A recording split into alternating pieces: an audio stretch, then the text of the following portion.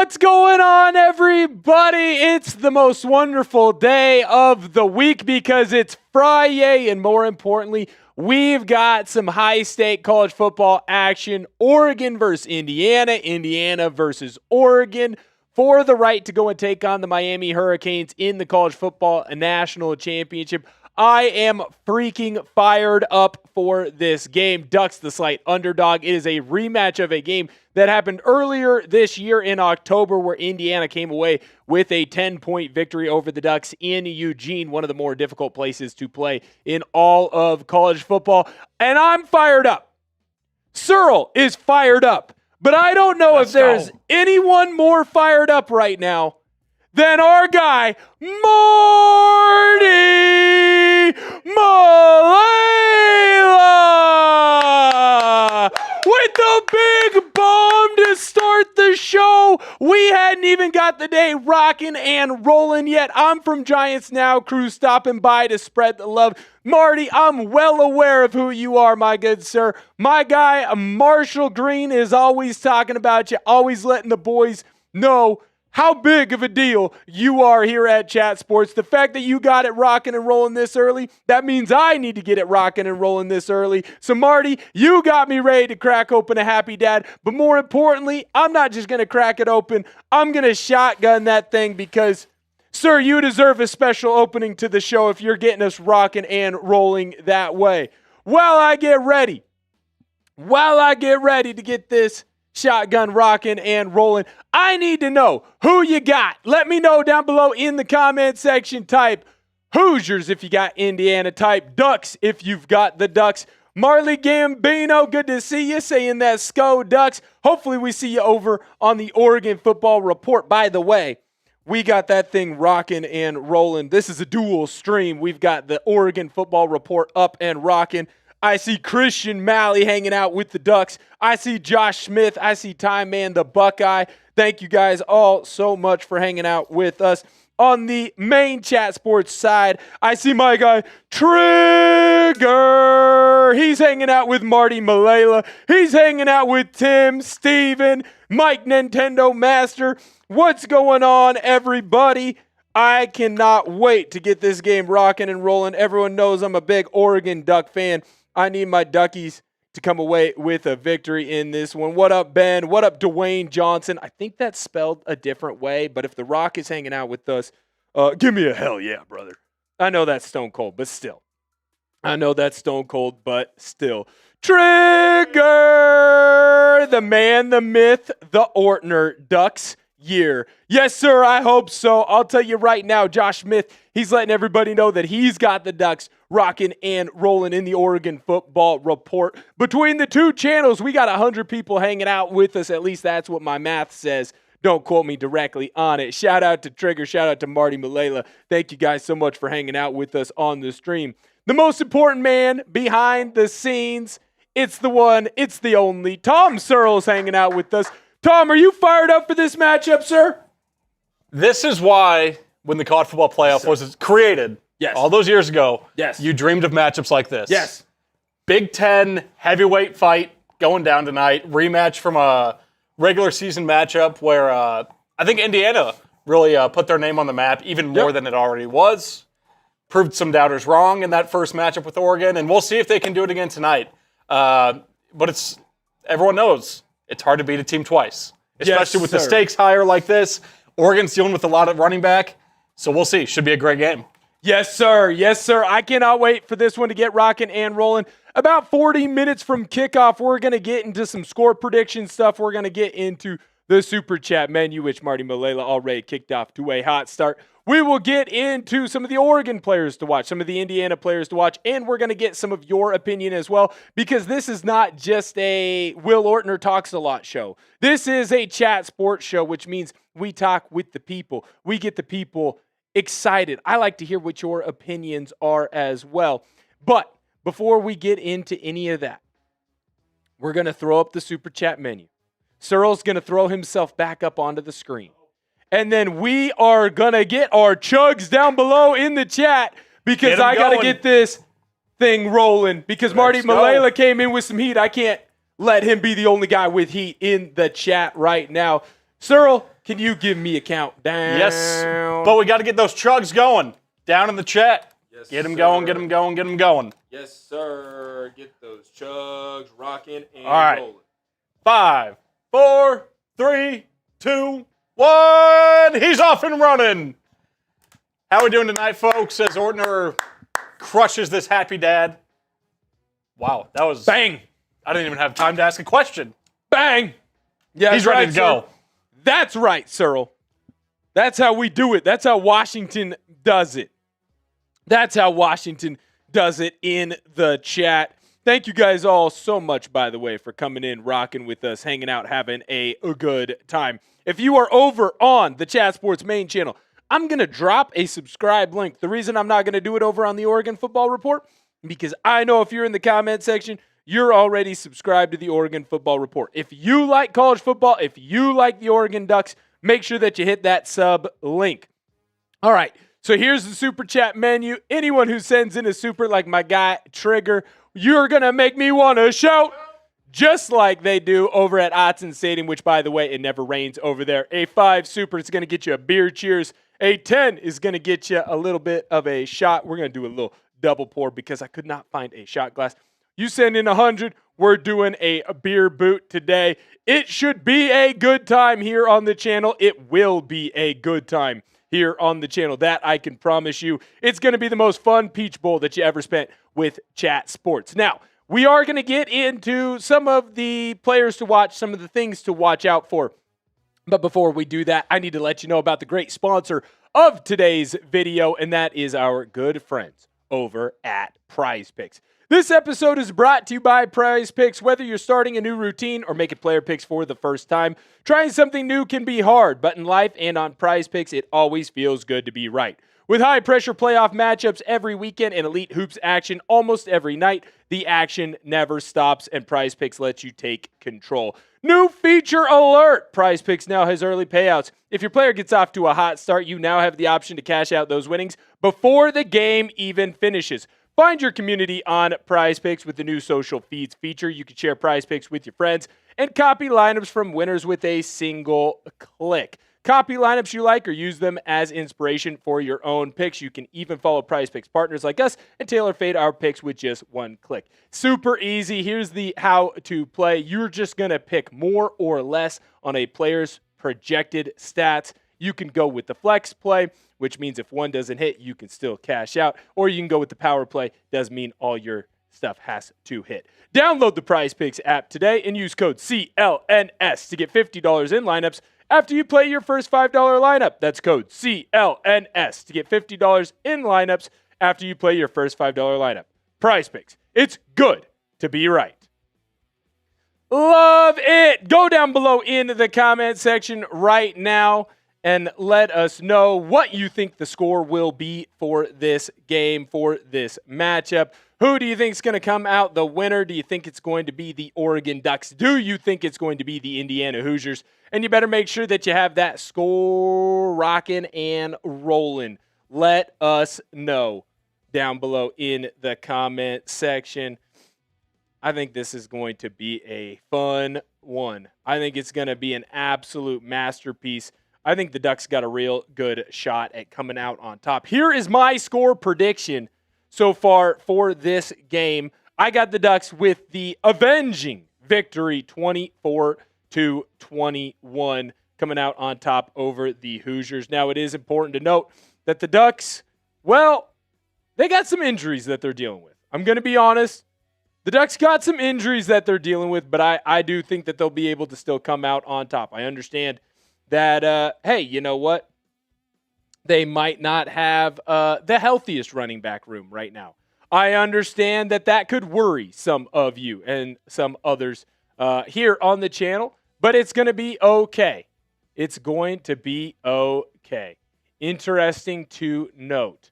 Noah Whittington right now is set to play, and he is suited up, but I don't know that he's actually going to be able to go in this one. He was one of my players to watch, and then all of a sudden that stuff just kind of changed up. So we'll maybe have to talk a little bit more about Deere Hill. All right, so make sure if you love college football that you come on in and like the video as well. We got 20 likes over on our main channel. We've got 5 likes over on the Oregon Football Report. Make sure that you come in and hit that like button. Terminator, you're being mean to me. Why do you think that the Oregon Ducks are not going to come away with a victory? Let me know. Other than just saying lol, lol, lol, lol, lol. I need to know why you think the Ducks are not going to come away with a victory. I need to know. I need to be told. I need to be taught. I need to be given reasoning here, man. I'm not one of those people that can just let you come out and say one thing or say another without actually going into the deep knowledge of it. Christian, you make me want to shout. Yes, sir. We'll get you up and loaded on the screen. But while we're waiting for Christian Super to come on in, give me some more reasonings for why you don't think it can go your way or you think it will go a different way. I need to know. I'm very interested. I'm very interested in that. I'm very interested to know what your opinions are on the show today. I'm seeing Christians. We'll get you up here in just a moment. I do think it is important to mention, by the way, what's up, OG Wakanobi? Good to see you. It is important to note that the first semifinal was played yesterday. That was the Fiesta Bowl. The University of Miami, the U, they came out on top over Ole Miss in what I think was probably the best college football playoff game that I've seen since Georgia-Alabama. Do you kind of feel the same way there, Cyril? Do you kind of feel the same way? Oh, absolutely. I think that was one for the ages. 100%. It was back and forth. I thought that Ole Miss was going to go all the way down and get the touchdown to bringing themselves back. And that last play, there was some contact. Right. Well, they're never going to call that. Yeah, exactly. They're never ever going to call that. But it was much closer than I think a lot of people anticipated. Mm-hmm.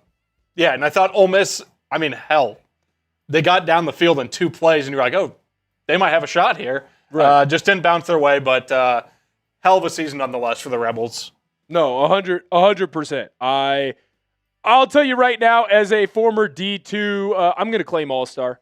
I guess I technically was kind of an All-American. Just depends on if you're really going to count the 8th team or not. But I'm really happy for Trinidad Chambliss. I think he's a fantastic player. I like getting to watch him and getting to see what he does out on the field. And I'm very disappointed that he didn't end up getting that extra waiver to come back and play for Ole Miss for another season, because I think that he deserves it, and I think that he's a fantastic player. Christian Malley. Hope it will be an exciting game, and I have a 23-16 Ducks. It's already Saturday here in Germany at 1:11 a.m. Christian, first of all, love and appreciate you, man. You've been a beast on Twitter, helping post all of the different stuff that we've got going on Chat Sports, and more importantly, posting some of the stuff that I have going on, man. I love that. I appreciate that. You've really helped me out, so thank you from the bottom of my heart. I cannot believe that you are still up at 1 a.m. over in Germany to watch this game. If you do fall asleep, make sure that you just come right back, because this video will be up on the channel, and you'll be able to find out how crazy the game ended or didn't end, or who ended up coming out on top. I'm hoping that we get a repeat of last night. I thought last night was a fantastic way to end that type of season. I know it's not the official end, but it is the end for Ole Miss. And this is why we went to the 12-team playoff. We want to have the best playoff matchups with the best team. Ole Miss and Miami, if we were still in that 14 playoff, they wouldn't be in. That game would have never happened. It almost didn't happen, right? So the fact that Miami was able to get in and now they're in the college football playoff, I think that's so freaking cool, and I think that is fantastic. Now, I do want to update you guys on the latest injury news with the Ducks. By the way, Christian, I owe you an extra long chug, so there you go, sir. Will Ortner pays his debts. All right, so yes, Grant, Trinidad is going to have to go pro. Okay, so Cyril's alerting me they can't appeal it. They can't appeal it, but I don't know the chances of them actually winning the appeal. Right. How likely that is. So I'd probably say 75% chance he goes pro, 25 or less that he comes back. 100%. So fingers crossed that it ends up going the other way. Fingers crossed that it ends up going the other way and somehow he ends up getting to play, because I don't know that he's going to end up getting to play in the National Football League. I don't know that he is he's big enough, frankly. Injury news to stay up to date on and to be aware of. Jordan Davison, one of the three-headed monster for the Oregon Ducks, he ended up getting hurt in the last game. He actually ended up breaking his clavicle. It was weird. It came out of nowhere. We kind of found out the information from the Oregon Live beat writer for the Ducks, Aaron Fentress. Kind of, like I said, it came out of nowhere. No one had really heard anything that he was hurt. There were like maybe a message board rumor here or there. But Jordan Davison not going to be able to go in this one. He was the power back for the Oregon Ducks, and he really had the most success against Indiana in the first matchup. And he's really grown into being the top guy from that rushing attack. I understand that Noah Whittington is going to have more rushing yards, but more touchdowns was Jordan Davison, and he was really emerging as the key player there. So him not being able to go for the Ducks is a big deal. Next, Evan Stewart. I keep being told, I keep hearing rumors, hey, Evan Stewart's coming back. Evan Stewart's coming back. Evan Stewart's going to be back. He's not back, and he's not back for this game. And so, unfortunately, the Ducks are going to have to be without what a lot of Oregon fans were hoping for, was to be like that late season addition. Indiana on that. So Evan Stewart kind of had one of those unfortunate injuries in the summer. He ended up tearing his patella tendon. So he's been trying to fight his way back from that. There have been rumors he's been practicing off and on throughout the college football playoff, but he hasn't been able to show the coaches that he is ready to go and to actually be out on the field. So unfortunate news. I don't think that if the Ducks win this game and go to the national championship that he'll pop up either. The big injury for the Hoosiers is Stephen Daly. And I think this is one of the more unfortunate injuries that we've ever seen, Searle, because what Daly was doing was he was just kind of hanging out and partying with the Indiana fans, the Indiana faithful. And then he ends up getting hurt after the Big Ten championship game. So he's over there high-fiving, having a grand old time, comes down and has a lower body injury. He must have been with Bill's Mafia or something. No, that's the part that's crazy. I've seen the video. Like, he's just going into the stands, jumping up, high-fiving people, whatever. That's wild. He comes down and he gets hurt. His season's done after that. What was the injury? I believe it was a knee. I believe it was a blown knee situation. It almost has like Edwin Diaz vibes, where if you remember that, Edwin Diaz was pitching for Puerto Rico, I believe, or the Dominican Republic. I forget what team he was pitching for in the World Baseball Classic. But he wins the game, and he jumps up on the mound. He's like, yeah, we won. And he lands, and he blows out his knee and is done for the whole year. It's kind of a similar situation to what happened with Daly in this one. So very unfortunate for Indiana, but it is something that they've played the Rose Bowl without, so they're well aware. Now, we talked about missing the running back Jordan Davison. It also looks like there's a potential that Noah Whittington will not be able to go in this one. He's been dealing with an illness. Now, he is suited up. That is important to mention, important to note. But this is coming from Pete Thamel and ESPN's Katie George. She said that Oregon moved 2 defensive players this week over to tailback to try and maybe compensate for some of the tailback injuries. Remember, a lot of those defensive players, the linebackers or some of the safeties as well, did play running back in high school. And because they are such supreme athletes, there's a lot of these guys that can go back and forth and can play a couple of different spots. So both safety, Kilohana Hassan Reeder, I butchered his name, and that's okay. I will get it right one day. And Braden Platt, they switched this week over to offense. Now, I don't know if we'll see either one of them go in this one at that running back position. I do believe that there is a world where we could see Kenyon Sadiq lined up at that running back position. And I think that would be freaking awesome. I think that would be scary, and I think that would be freaking awesome. Here's our live sub counter over on the Oregon Football Report. Just wanted to make sure that you guys knew about that. In the main channel, It is in the chat right now, so hit that sub button if you love West Coast college football or you love the Oregon Ducks. You want to get more inside information on what's going on over there, hit that sub button. I got content coming out for you every single day. Recent subscribers, shout out to Jay, YZY, what up, boy? Christopher Johnson, Lola, and we're going to call that Pontalba? Sure. Hey, look, we're bad with names. We're working on it. That's why my parents named me Will Ortner. You can't mess up Will Ortner. It's hard to. I did get someone call me Wee Ortner though once, and that was very unfortunate for me and for them, because if you're messing up Will Ortner, like you really got to screw that up. You really got to screw that one up. All right, so I got some players to watch for the Oregon Ducks. Our countdown to kickoff. Don't be shocked, by the way, if it goes a little bit later than what we've got on the board. Searle's done a great job. It is listed to kick off at 6:30. We all know college football. I mean, the only league that is worse at this, is the NBA. The NBA will say that a game is going to tip off at 6:30, and it will tip off at 7. It's ridiculous.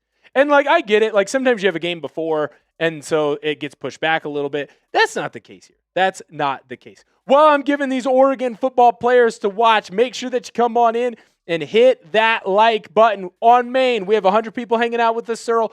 Only 30 likes. That's not good enough. And if you're over on our Duck channel, 15 people watching, 8 likes. Let's get that to 15 apiece. If you're hanging out with us, you're having a good time. It is the best college football stream, in my opinion, going on today. Now, am I biased? Yes, and that's why I said in my opinion. But I do love myself some Will Ortner.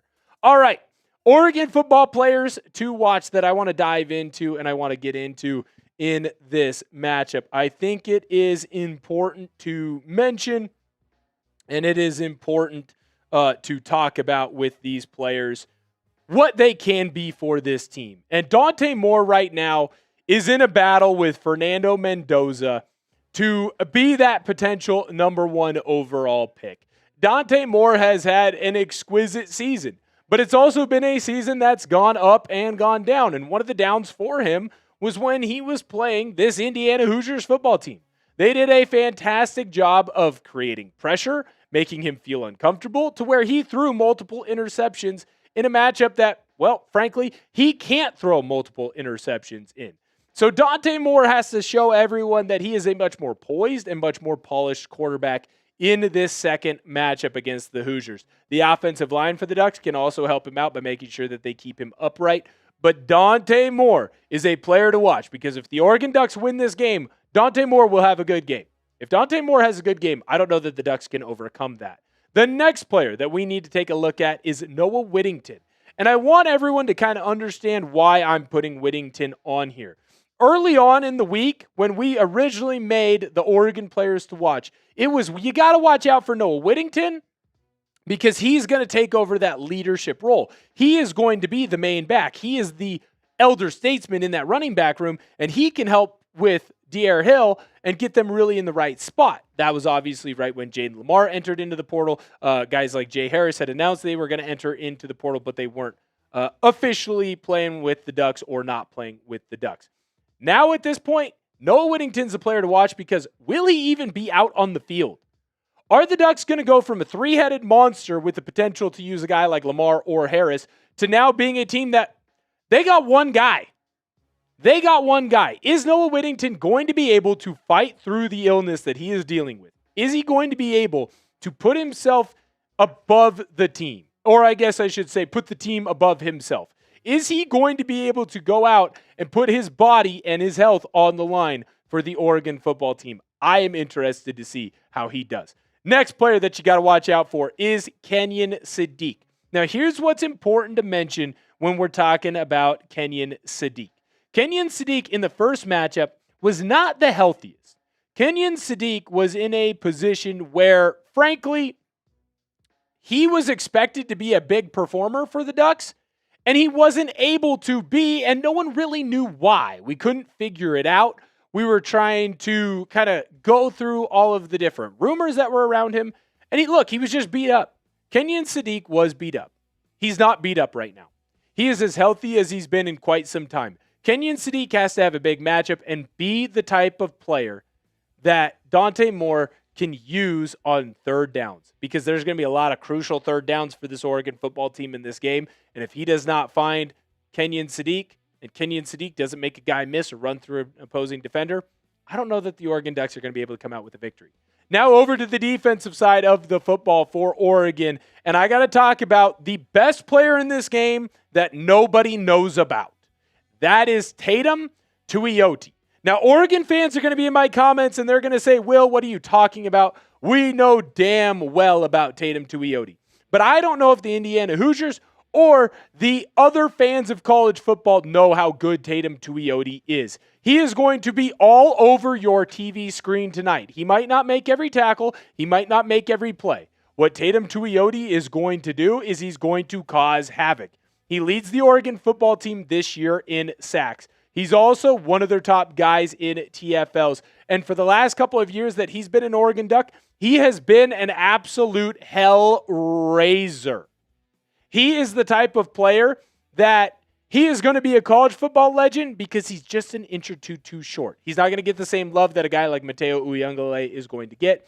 But what impresses me the most about Teitum Tuioti is that he doesn't stop. His motor is go freaking go. He made a bunch of plays against Texas Tech, big-time plays. But everyone remembers Mateo Uyunglele's strip and almost touchdown. Teitum Tuioti had more sacks in that game and had more big plays. He's going to have to come up big to stop Fernando Mendoza. Last player, Bear Alexander. And I know if I said that name 2 years ago, college football fans would look at me like I was absolutely insane. How could you talk about Bear Alexander being one of the top performers to watch? How can you talk about Bear Alexander being one of the key players in this matchup? He is a flaky guy. He is a guy who moves from team to team. Was at Georgia, then USC. Now he's at Oregon. He's been one of the best defensive linemen for the Oregon Ducks. Him and Amari Washington have been absolutely fantastic this season. And what the Ducks have to do is stop the rushing attack of the Indiana Hoosiers. Kaelon Black and Hemby ran all over this Oregon team in Eugene. Specifically Hemby. He was unstoppable. Roman Hemby did not miss an opportunity to run through an Oregon football player. Bear Alexander has to come up big and stop any types of running from the interior of that offensive line. He has to come up huge. Remember, that offensive line, they won the MVP of the Rose Bowl. Indiana's pretty freaking good. When we look at the Indiana players to watch, number one, it's easy. Fernando Mendoza. He is supposed to be the number one pick in the NFL draft. He is the number one quarterback, according to most people, other than Mel Kiper and Todd McShay, I would say that. But Fernando Mendoza, there's a lot of people, including our good friends over at our Raiders channel, that are going to be watching this game because they are scouting their future QB1. The Oregon football team has to make Fernando Mendoza uncomfortable, and they have to get after him. Remember, the Ducks did cause a pick six in that game. Will they be able to do it again? Running back Roman Hemby. He has been an absolute monster for this Indiana two-headed rushing attack. Yes. I see you, Hoosier Dave. Heisman Mendoza. That's fair. That is fair. He is the Heisman winner. Roman Hemby is a great running back, and we've kind of seen how Indiana wants to use both running backs if you watch that Rose Bowl closely. They are not afraid to use Hemby up the middle. They're not afraid to use Kaelon Black up the middle. They're not afraid to use either running back to the outside. And what they want to do is get a strong rushing attack so that the passing attack doesn't have as much to deal with. Make sure that you're locked in on Roman Hemby. If you're the Oregon Ducks, you're going to have to find a way to stop him. If you're the Indiana Hoosiers, you want Hemby to run wild. By the way, right now we are on shutout watch. Desmond Howard, Pat McAfee, Kirk Herbstreit, and who is Nick? Nick Saban. How did I not realize that was Nick Saban? I'm just used to seeing Saban. They all just picked Indiana to win this game. All four. Over on ESPN, they picked Indiana. We'll see. Next player we got to talk about, Kaelon Black. He is the running back for the Indiana Hoosiers, the second head of that two-headed monster. A little bit more of the physical running back between him and Roman Hemby, although Hemby did absolutely run through Dylan Thieneman in that first matchup. Kaelon Black is a strong running back. He's going to run downhill. If the Oregon Ducks are going to win this game, they have to stop that rushing attack. They have to get into the backfield and play on the Hoosiers' line of scrimmage, on their side of it. In the first matchup, Ducks weren't able to do that. That's why you saw Indiana come away with a victory. Next, wide receiver Omar Cooper Jr. If you remember, he's the one who had that crazy, incredible catch against Penn State to help Indiana come away with the victory. By the way, Indiana, only team undefeated so far left on the season. Ducks only loss to Indiana. We'll see if they can avenge it. So Omar Cooper Jr., he is the strong wide receiver for the Hoosiers. Now, they do have multiple other receivers that are good, although Elijah Surratt really did carve up Oregon. I still think that Cooper Jr. is the one to watch in this matchup.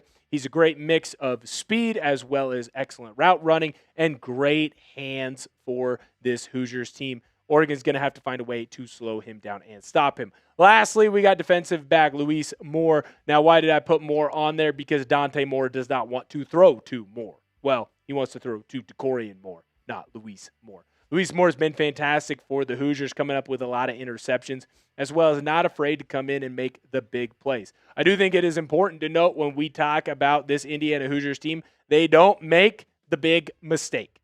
They are as perfect can be when we talk about understanding what their job is and being in their job and executing it to the highest level. If the Ducks are going to win this game, they're going to have to find a way to smoke Indiana through the filter. Shout out Kurt Signetti. But more importantly, they're going to have to find a way to out-execute maybe the best team in college football at execution.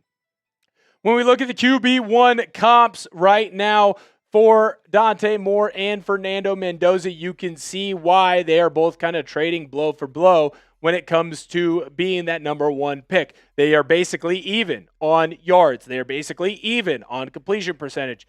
Fernando Mendoza has a clear edge on touchdowns, and he does kind of have a clear edge when it comes to interceptions and that QB rating. But I'll tell you right now, we got a ways for that, by the way. I'll tell you right now, yeah, they're going to make us stretch it out. When you look at what these two quarterbacks can do, the quarterback with the best stat line will be the team that comes away with the victory. This game is going to come down to those two. This is going to be, in my opinion, and Cyril, you can disagree with me here in a moment.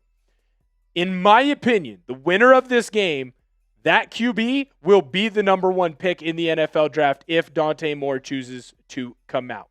Whether it's Indiana who wins or Oregon, the winner of this game will get the number one QB because whoever comes out on top of this game, that quarterback will take the step forward and do the steps needed to make sure that their team comes away with a victory. I hope it's the Oregon Ducks. I do. But I cannot guarantee that. And hey, look, I know that I'm being biased. I run the Oregon Football Report. What do you want from me? Cyril, what are you most excited to look for in this matchup? Well, I think there's a few storylines that really headline this one. Obviously, you got the rematch aspect of it. Indiana going into Autzen earlier this season and knocking off Oregon at home. So you're obviously Oregon's going to be looking for revenge. And like you said, the quarterback matchup, and I would agree with you on this, whoever wins this game is more likely to be the number one overall pick. What's that phrase?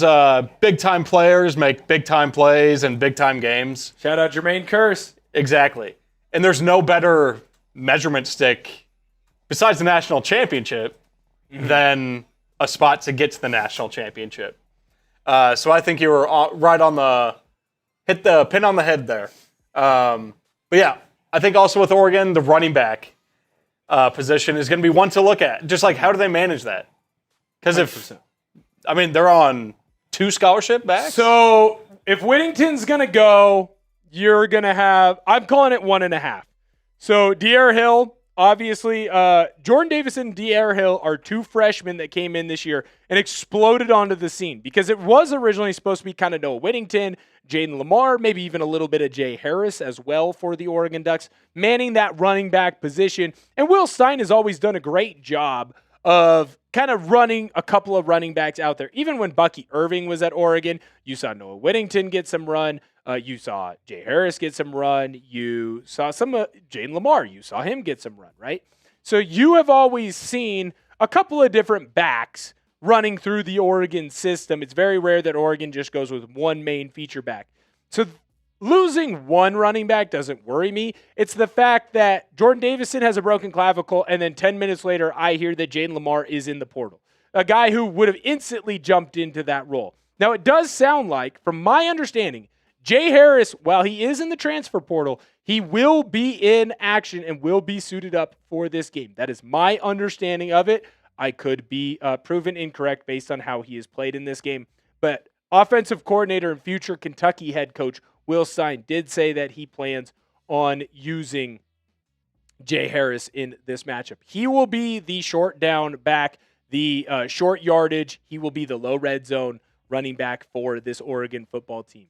The Ducks need to come away with a big victory in this one to kind of prove a lot of the haters wrong.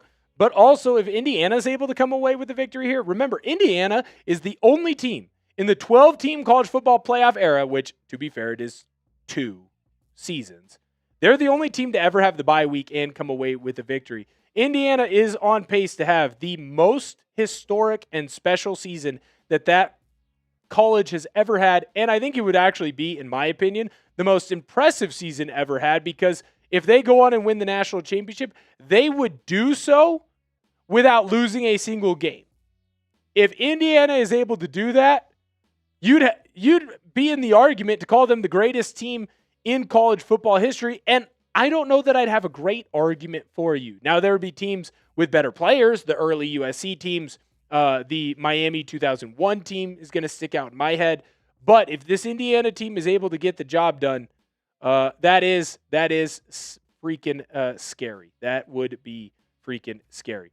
We got about 10 minutes or so left before kickoff. Let me know down below in the comment section, what's your team's key to victory?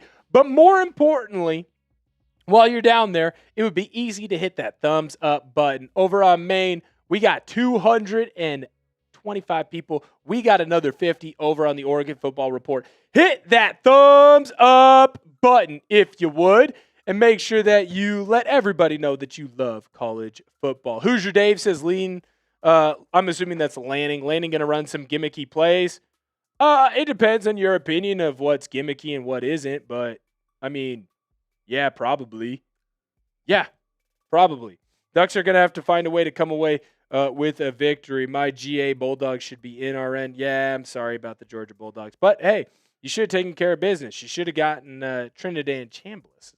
As we're looking here, no dice says no excuses, Oregon coach. I can kind of get behind that. I understand that. Chris Gibson says he's listening from Tulsa. Thank God it's Friday. Thank God it's Friday, my good sir. I can't disagree with you more. TTB, sorry about it.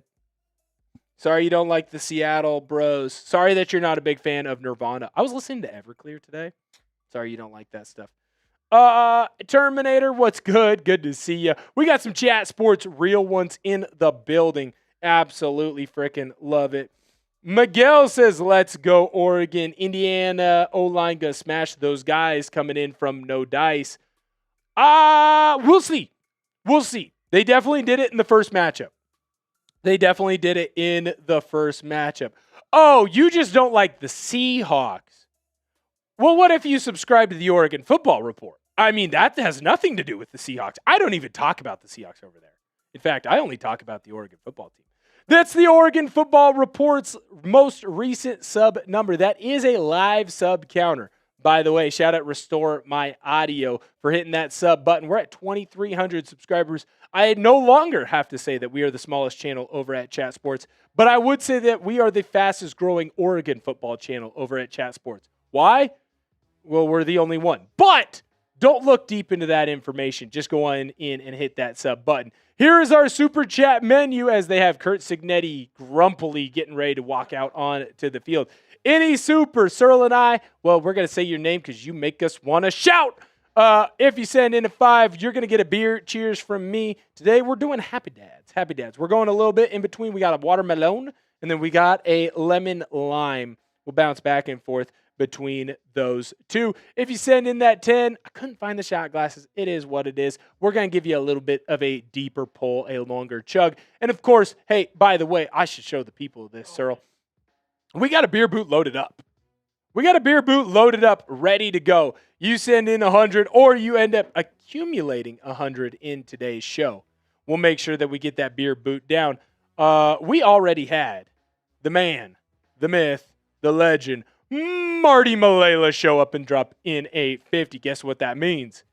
It means that your boy had to finish a beer. We went shotgun style.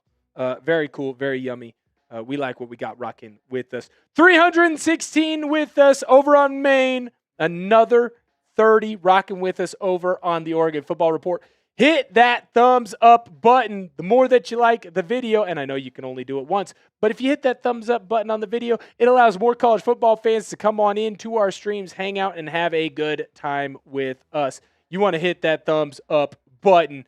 By the way, we are closing in on 427,000 subscribers over on our main Chat Sports channel. That is fantastic. No dice. Cheers to you. I know that you subbed. I really appreciate that. Yes, Grant. Yes, we are. But I'll tell you right now, Tyler Smith does a fantastic job on that channel. And if you like that team, you should make sure that you hit that sub button. Home of Pearl Jam, baby. Yes. Seattle is the home of Pearl Jam. Also, Temple of the Dog. Cyril, what you know about Temple of the Dog? You know a little bit about Temple of the Dog? Do you know any of the grunge? Any of the grunge? I'm sorry, no. No, that's okay. No. Look, I'm going to be honest. I know a couple of the songs. I'm not going to be able to name them. As soon as they come on, I'll be like, hey, that's grunge. But look, I'm well-versed in what grunge has going on. Dan Lanning coming out looking like an absolute psychopath. I believe that's Poncho right next to him. Love that for the Oregon football team. Looking beautiful in that green helmet with the orange wing tips. Nice white. Ooh, watch out. Terminator says, I'm snowed in at home. I can't do nothing but watch Indiana spank the Ducks. I hope that they don't, but I hope that you enjoy the snow. Going to be a real fun one. Shane Cotton says, go Hoosiers from Tennessee. We asked you earlier, but there's a lot more of you hanging out with us now. Who you got in this matchup as the Oregon Ducks run out onto the field? A lot of hooting and hollering, and guess what? They even got some flames going. If you want to root for the Ducks, you're going to type O into the comment section. If you're going to root for the Indiana Hoosiers, you're going to type that IU. A lot of people typing in IU, including the great Gage Kilbourne. He's typing IU. Gage, if you don't hit that sub button for the Oregon Football Report, I'm going to be mad at you. It's right there, Gage. It's right there. Your English teacher, say hello. Ooh, Skoho Ducks. Your English teacher, by the way, hit that sub button. Hang out with us over on the Oregon Football Report because this is a dual stream. We got both channels going, rocking with you right now. A lot of people over in the Oregon Football Report stream as well. A lot of people rocking with us over here on the Chat Sports main channel, and it is growing. Light switches, quack, quack. I love that. IU 15 wins. Let's go. Terminator says IU all day. And Watt says, oh, Ducks with hearts. Love that. Temple of the Dogs. Oh, no. Did I mess it up? Ooh. Get out of here, bots. Get out of here, bots. We're not dealing with you right now. Hey, a lot of bald men coming out for this coin toss right now. Great haircuts all around, Cyril. Great haircuts all around. That should be you out there. It should be. There's not one man with a set of hair, apparently, at the Chick-fil-A Peach Bowl. Not one man is out there with a full set of hair, and I think that's beautiful. Shout out to Miguel and Christian typing those O's in the chat over at the Oregon Football Report. Man, oh man, do we have a fun one today. All right. I love how they went like by baldest man in the middle, and then it's slightly out. Like one guy's still rocking he's got the monk, the side, and then the other guy, I think that might be painted on hair. Like, dude, just give it up. That's what I'm saying. Like, I had to go bald at 24. You can go bald at 50. It'll be fine. Or invest in some hair plugs. Indiana's going to win the coin toss. They have decided to defer. Oregon football is going to get the ball first. Going to be a fun matchup in the Peach. Grant, you went bald at 24. Prove it, big dog. We're fuzzy right now, but there you go, big dog. There you go, sir. Look at that. I proved it there for you. Kurt Signetti right now trying his best to hear Molly McGrath. If you're excited for kickoff right now, whether you're on the Oregon Football Report or you're on the main chat sports channel, I better see a lot of me's down below in the chat. DeLuca Joey, I see your love for the Miami Hurricanes, but I need to see your me's down below in the chat. Christian Malley says me. He's fired up. I appreciate it, Grant. That means the world to me. DeLuca Joey's in the chat. He says me.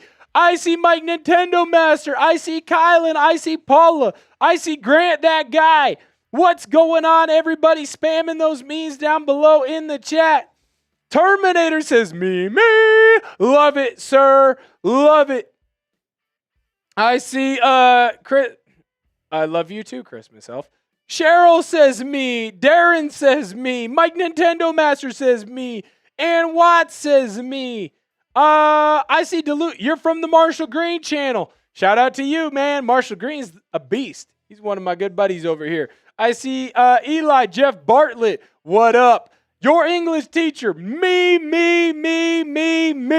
If you're fired up for college football, you better be spamming those me's right now. Get it rocking and roll it. I'm seeing a hell yeah, brother, right now because Indiana just kicked off to the Oregon football team, and we are underway in Georgia. Big hit by the Indiana Hoosiers. Big hit by the Indiana Hoosiers. Oregon's going to start inside their own 20. Boy, oh, boy. If you're just getting here, by the way, here's that sub link over to the Oregon Football Report. Hit that like button. We're under 100 likes. If you combine the two channels, that is not good enough. Hit that thumbs up button because you better get fired up. Dante Moore is about to come out on the field. Dante freaking Moore is about to come out on the field. Oh, what are we doing? There is an injured Indiana player on the field. I take it back. I know. Searle's reprimanding me. I know. I apologize. Looks like hopefully not too big of an injury. Yeah, hopefully. Who is that? Number 1. Looks like Farrell. Bad with words. Bad with names. That's okay. All right. Oregon Ducks, 1st and 10. First drive of the college football playoff semifinal. It's the Chick-fil-A Peach Bowl. Ducks need to come. I think if you're the Oregon Ducks, you got to find a way to go on a sustained drive here. But more importantly, you got to come away with some sort of points. Doesn't have to be a touchdown. Would preferably be a touchdown. But I'll tell you right now, you got to come away with some points. Yeah, it did already start. Dang. All right. Love it. Fun Friday night. Best spot to be on a Friday night if you can't be at the game. It's hanging out with us here on Chat Sports. Dante Moore in the shotgun. He's looking for an open receiver. Oh, he just threw a pick 6 to start the game. No freaking way. Absolute horror. Absolute calamity. The one thing that Dante Moore could not do to start the game, he freaking did. Wow.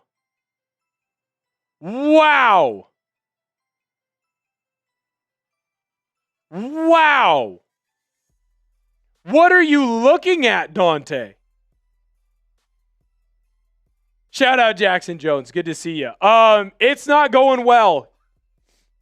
Shout out to Scott. I just got punched in the mouth. That's incredible. That was quick. I don't know what to do now. Searle, quit laughing. Oh my goodness. What is he doing? I don't know what he was looking at. That's a horrible decision. Pons is just sitting there waiting. Dante Moore's trying to get the ball to his number 1 receiver, Malik Benson. He's playing 8 yards off. You can't throw an out back shoulder. What? Wow. Remember how I said 3 points would be nice? Yeah. It's not real nice. Gage! If you're going to talk trash, at least do it in the Oregon Football Report, sir. If you're going to make me mad, do it in the Oregon Football Report, because I know then you are subscribed.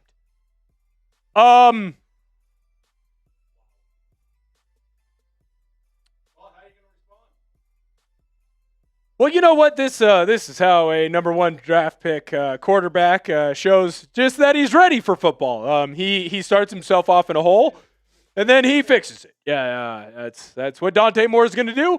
That wasn't good. That was not good at all. 43 of you hanging out at the Oregon Football Report. Hit that sub button. If you're over at our main chat sports channel, there's 500 of you, and you haven't hit that sub button. It's already in the comment section. In fact, I'll put it in one more time. Hit that sub button. Glad I didn't go fix my dinner just yet, Clayton. Yeah. Yeah, that was quick. Yep. Dante Moore, in the 2 IU games, he's thrown 3 interceptions. He's played a full game against Indiana and 1 play. Pick 6 to start the game. Holy crap. Oh my goodness. How bad is that? All right, well, we're going to run the ball this time for the Ducks. De'Aaron Hill ends up getting a decent gain. Going to be about 4 yards there. Wish we would have done that on play 1. Wish that would have been the decision on play 1. Hey, plenty of time. It's okay. I'm not going to get upset and start yelling at Tosh Lapoy for spending more time worried about what was happening over with Cal. I'm not going to get mad at Will Stein for worrying about what was happening more so with Kentucky. Handoff. Jay Hill, he's got some space to the right side. Manhandling Indiana all the way to a first down. This game is far from over. Jeff Bartlett, you make me want to shout. Yes, sir. We'll get you up here on the screen in just a moment. It'll take us a minute. But once we do, we'll get that up there for you. Type those ones. Jay Harris absolutely running through a tackle. By the way, a lot of people talking about Trinidad Chambliss and the fact that he's a D2 legend. Jay Harris, also D2 legend. Northwest Missouri State. Yes, sir. Yes, sir. Wow. All right, Dante Moore back to pass. Nice screen pass setup. Jay Harris, plenty of room, running through an arm tackle of the Indiana Hoosiers. You better keep typing those ones because the Ducks got another first down. Hey, we're just spotting points, Indiana. We're just spotting points. That's all right. That's all right. We're just spotting points. We're just spotting points. That's okay. That's okay. It was a bad throw. We're all right. We're all right. Jay Harris came into the year with 116 rushing yards on the season. He already has a catch for over 10 and a run for about 7. Handoff up the middle. Jay Harris going to get another 3 or so. Yes, it is. Jeff! What's going on, sir? Excited for this game. As a Big Ten fan, it's an extension of the season. As a fan of neither program, let's watch football and see who goes to the NFL.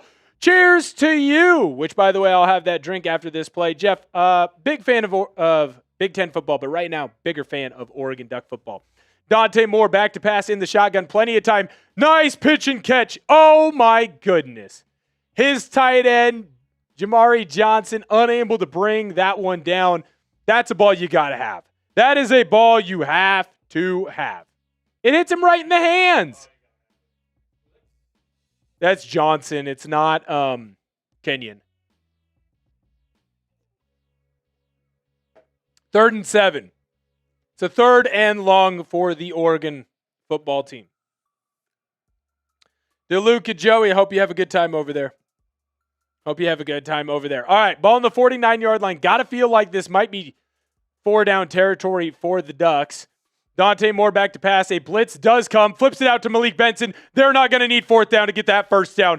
Great pitch and catch there. Understanding that the blitz is coming from the left. As a quarterback, what do? You fire the ball where the blitz was coming from. Great job by Dante Moore. He's settling in. Beautiful throw. Beautiful catch. Type those ones because the Oregon Ducks got another first down. Hit that thumbs up button, by the way. We have not gotten to 100 likes between the two channels combined. Not good enough. Hit that thumbs up button if you love college football. Dante Moore under center.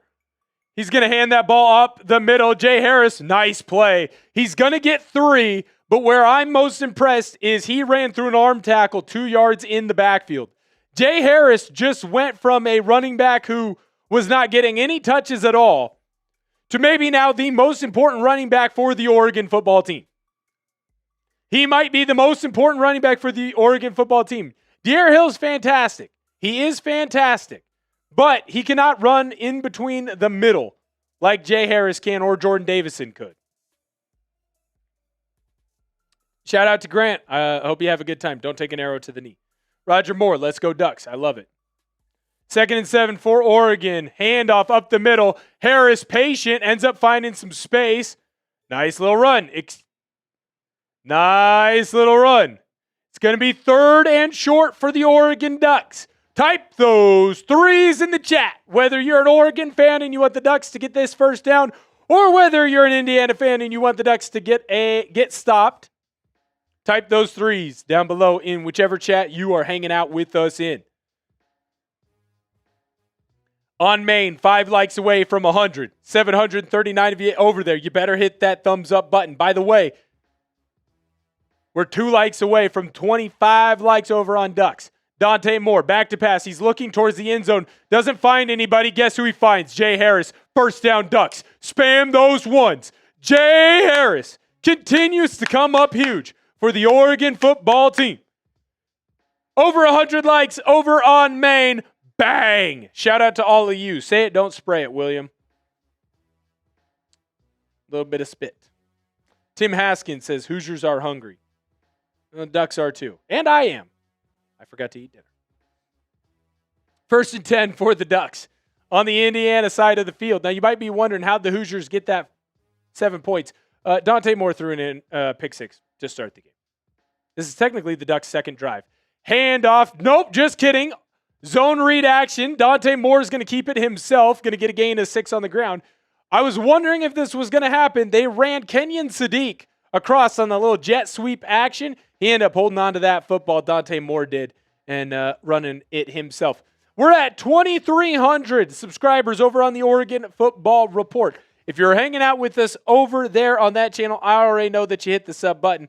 But I am putting into both chats right now that sub link. So if you're watching, but you're not subscribed to the channel, hit that sub button. What are you going to get? You're going to get Oregon content throughout the year of 2026, as close to daily as I possibly can get it. Dante Moore, he's got a little bit of pressure. Looks for an open receiver, finds one. Guess who? Kenyon Sadiq, Oregon.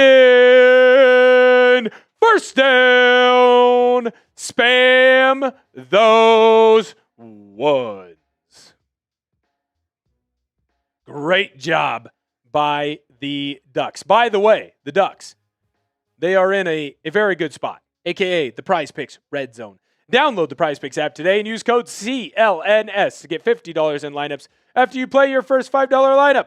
Prize Picks. It's good to be right. OG Wakanobi! You make me want to shout. I'll let you know right now, and I can do this because there is a timeout on the field. We're going to go to a commercial. Based on the way that the graphics kind of work, my good sir, unfortunately, we cannot do that for you. That is why I will be as locked in as possible right now and telling you where the Ducks are. They are in the Prize Picks red zone. They're just inside of the 20-yard line of the Indiana Hoosiers. So I do want to let you know that I apologize that we cannot do that. Unfortunately, that is just that's a thing that in college football we just aren't able to do. I will make sure that you are updated as much as possible. Because I'll tell you right now, if it was possible for that to happen, my guy Searle would make sure that it did happen. Searle's an absolute beast. OG Wakanobi, give us field position in your graphics. I just told you, unfortunately, we are unable to do that. I will make sure that you are kept up to date. Grant, my favorite beer. Today we're rocking with the Happy Dads, but I'll tell you what. If I had a go-to, Searle, it's the Pub Beer. That's a local Portland beer. Yep. Interesting. I will not give any more shout-outs other than saying that.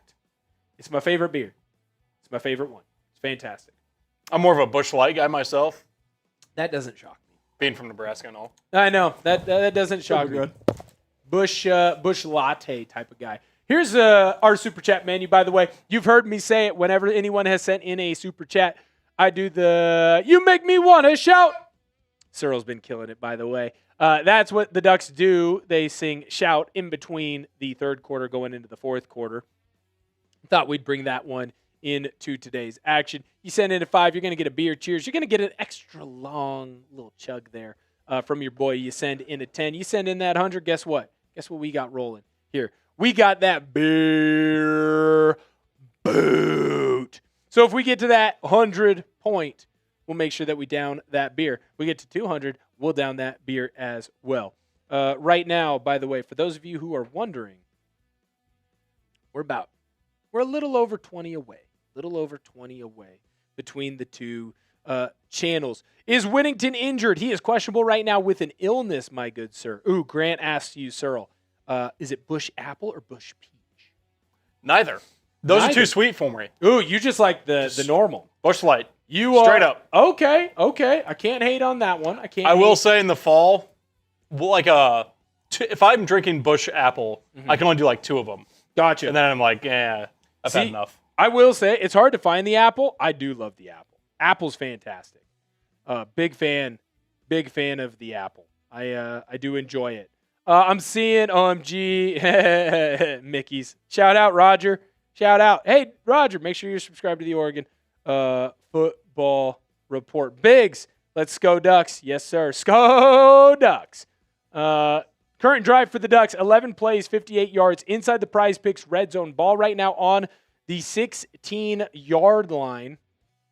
Dante Moore is under center for Oregon. Hands off, up the middle, nowhere to go for Jay Harris. He's going to get tackled in the backfield.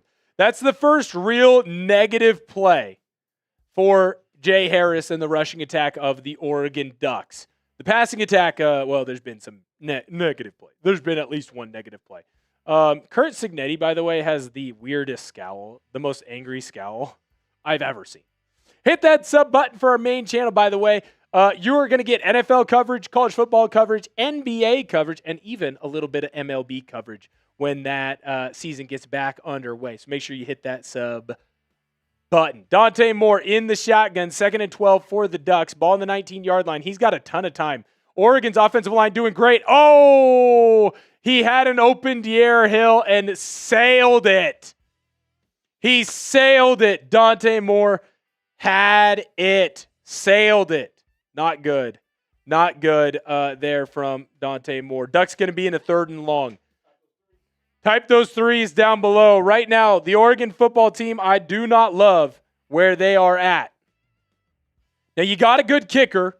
You got to love Atticus Sappington. I don't love that Indiana could have their first drive out on the field and they're up 7-3. I don't love that. I think you got to find a way. You got to find a way to get this first down. Pressure comes from Indiana. Moore has time. Delivers a strike. Touchdown, Oregon!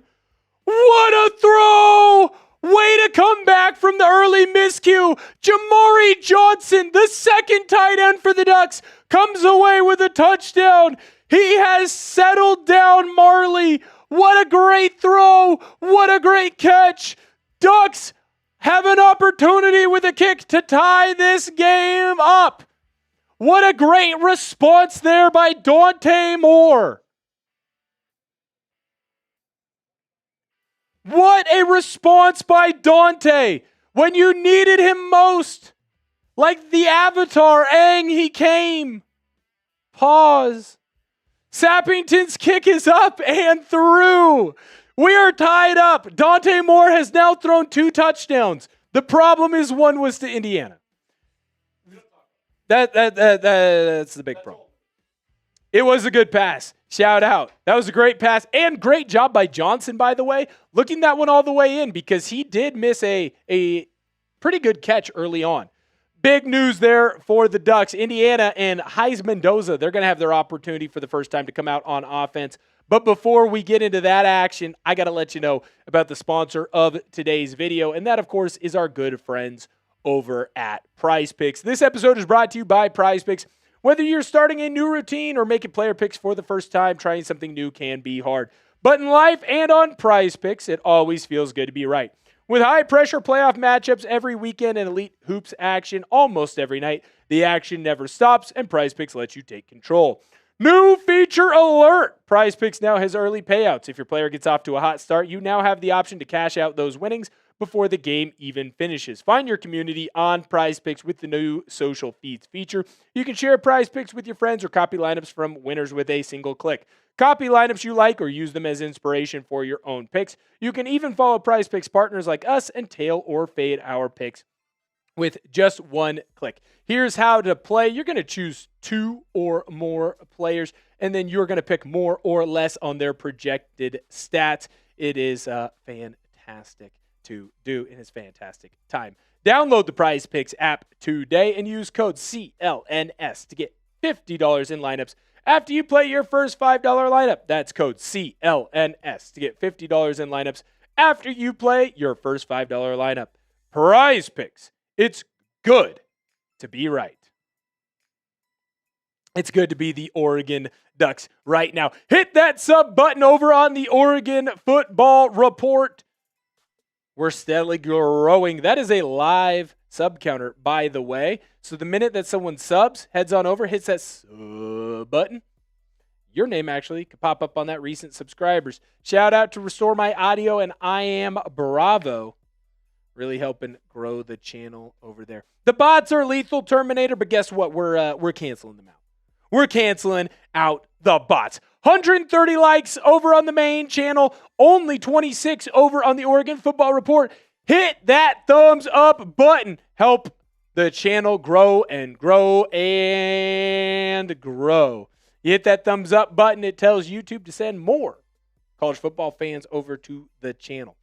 73 people hanging out over in the Oregon Football Report. I believe that is the most that we've had over there. OG Wakanobi! You make me want to shout. Yes, sir. Dude, that's awesome. Not that you don't have cable, but that you are watching the game via us. I'm glad that you're having a good time. The way that I would basically say that watching us is very similar to listening to radio back in the day. And that is actually my old way of, yeah, that's the best way to say it. Thank you, Cyril. I appreciate that. Shout out to Grants, the guy liked and subbed. That's why you're a beast. I am Bravo. Excited to see an Oregon Football Report show. Sir, we got a couple that are on the channel. You're watching a live episode right now. And guess what? We'll have an instant reaction as soon as this game is over out on the channel as well. So that's why you sub. That's why you hang out. RW, you're annoying. Watching the game via you. Cable is out because I had to have my sewer line dug up. Sorry that your cable's out, OG. That is unfortunate. I do apologize for you. Right out on the field, Indiana going to hand the ball off to Hemby. He has nowhere to go. The Oregon Ducks are flying downhill right now. Going to be about a gain of 1. Interesting to see what we're going to see from Mendoza. By the way, OG. Cheers to you, my good sir. Cheers to you. Roger Moore. Good to see you. Good to see you. Roger Moore, make sure you subscribe to the Oregon Football Report. I know you're a big Duck fan. 2nd and 9 right now for the Hoosiers. Mendoza, he finds a wide receiver out on the edge. Going to set up the Hoosiers for a 3rd and medium. It's going to be 3rd and 4, 3rd and 3, right in that range. Nice catch there by Elijah Surratt. Surratt had one of his biggest games of the year when he played Oregon down in Autzen. Big catch, by the way, in the end zone to seal that one for a victory. 3rd and 4 for Indiana. Are the Ducks going to be able to come up with a stop? They show pressure. They bring pressure. They do not get there. Nice throw on the sideline. What an incredible catch by Elijah Surratt. The Ducks were all over him. Strong hands. Great throw by Mendoza where only his guy could get it. Wow. In fact, I'm surprised that wasn't a penalty there. Iffy in coverage. That's his name, by the way. Iffy, I-F-Y. Iffy. 1st and 10 for Indiana. They're on the Oregon side of the field. Handoff up the middle. Decent amount of room there for Hemby. He's going to get 4. Dylan Thieneman coming up making the tackle. Wow. Wow. Oh, wow, Searle. We're going to have a fun one today. We are going to have a fun one today. The Ducks are going to have to find a way to get some stops, though. Going to have to find a way to get some stops. Hit that thumbs up button, by the way, while you're hanging out with us. Mendoza in the shotgun. Ooh, do we have some movement? We did. False start on the Indiana Hoosiers. That's going to back him up 5. Going to turn into a 2nd and long. 2nd and 11. Benson has a cowboy collar and a jump offsides. Signetti losing a little bit of his hair. I get it. Benson jumps here for Indiana. He's got to try and block Mateo Uyungale, who's up in a 2-point stance. That's pretty tough. Trying to stop Mateo is difficult enough when he's not ready to go. Handoff up the middle. Kaelon Black's going to get a decent gain. It's going to be a 3rd and medium. Wow. They really let him push the pile there. Blake Purchase was the Duck who came away with that one. Bear Alexander also a part of that tackle. Going to be about 3rd and 6, 3rd and 5 here. Spam those 3s down below in the chat. Whether you want Indiana to get the first down or you want the Oregon Ducks to come up with a stop. Spam those 3s. Wow, they gave him a lot more yards on that. There has not been a stop yet on 3rd down. Ducks are 3 for 3. Hoosiers are 1 for 1. Which defense will get the stop first? Mendoza, back to pass. Has an open receiver. Easy pitch and catch. Easy pitch and catch there for Indiana. First down, Indiana. Spam those ones. It's just understanding where the leverage is. I mean, right there, nice little crossing route. Betcher's behind him, not in a position to guard. It's not Betcher's fault. It's just a good route concept. You have someone run deep, someone running out. If it's man coverage, there's nothing Betcher can do. Handoff up the middle, Kaelon Black, and I was worried that this was going to happen. He's a little bit more of the put one foot in the ground, put your head down type of runner between him and Hemby, although Hemby's not too different. He had a nice run there. It's going to be 2nd and medium for the Hoosiers, which is all you can really ask for. It's all you can really ask for. And it's smart. Hemby gets 4 or 5 plays. Kaelon Black gets 4 or 5 plays. No, I think he's just getting some water. Mendoza, handoff. Hemby. Oh, he's got room. Carving up the Oregon defense, getting into the Prize Picks red zone. Download the Prize Picks app today and use code CLNS to get $50 in lineups after you play your first $5 lineup. Prize Picks, it's good to be right. If you're the Oregon Ducks, you got to find a way to force a field goal here. Don't know how you do it. But the rushing attack that I was so worried about going into this one, that O-line of Indiana, they're just opening up holes. Opening up holes right now. Handoff, Hemby, he's got the edge, and the Ducks are in trouble. Hemby not able to get into the end zone, but he got damn close to getting that first down if he didn't get it. The Ducks are just getting manhandled right now on the offensive line. In the trenches, it is a win. Teitum Tuioti just gets wrapped up, never has a chance. Purchase gets blocked inside. He was supposed to have that edge. First and goal for the Hoosiers. This offensive line for Indiana is impressive as hell. 2 likes away over on the Oregon Football Report from 30 likes. Hit that like button. Tackled in the backfield, Roman Hemby. Great play. Great play by the Oregon Ducks. That's Porter. Defensive lineman coming up with a huge stop. Got to find a way.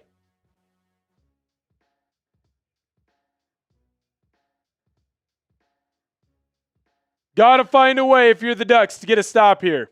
Tosh Lapoy, the Oregon defensive coordinator, has not been able to stop this rushing attack. Over 40 yards already on the ground in just one drive. Just one drive. That's not good. Mendoza in the shotgun. He's going to take a quick pass. Has an open receiver. Omar Cooper. That's a touchdown, Hoosiers. Mendoza was perfect on that drive.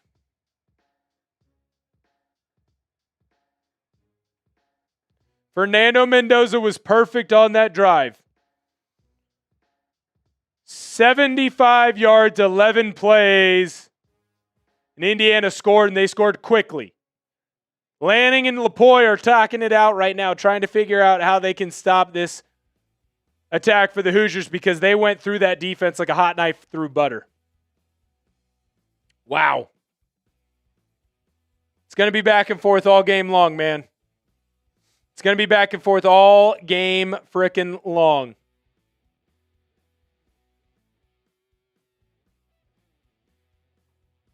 It's all good. It's all good. I've been impressed so far with both the quarterback play, but, I mean, it would be silly to say right now, it would be silly to say that Mendoza hasn't been the most impressive. It would be silly to say that Mendoza has not been the most impressive. He's perfect on that drive. 4 for 4. Easy touchdown. Ducks have to figure out something on the defensive side of the football because this is getting big. This is getting bad. 4 for 4 for 41 yards and a touchdown. He had the big third down conversion. Simple little out routes. Right now, Oregon's trying to go man, and it's really not working for the Ducks. Roman Hemby, by the way, stellar performance so far, Cyril. What do you have to say about the rushing attack from the Hoosiers? Super impressed with the Hoosier offensive line. Yes. I did not expect them to push around Oregon like this. Mm-hmm. We knew this offensive line was good. Obviously, they won the MVP of the Rose Bowl, which is saying something. Didn't expect this, but super impressed with the offensive line as a whole. Oregon's going to have to make adjustments, for sure. Yeah, and I don't know what the easy adjustment is, because if you add more into the box, which they've been doing to get the stop on the rushing attack, that's when you've seen man coverage just get absolutely burned by Mendoza. Both Kaelon Black and Roman Hemby have over 5 yards a carry on their average right now. Crazy. Dante Moore has been close to as good as Mendoza, but you saw the bugaboo that he has from time to time. Throws interceptions. Pick 6 is the difference in this game. That's the difference right now. It's the pick 6. And I felt like Indiana moved through the Oregon defense easier than what Oregon was able to do to the Hoosiers.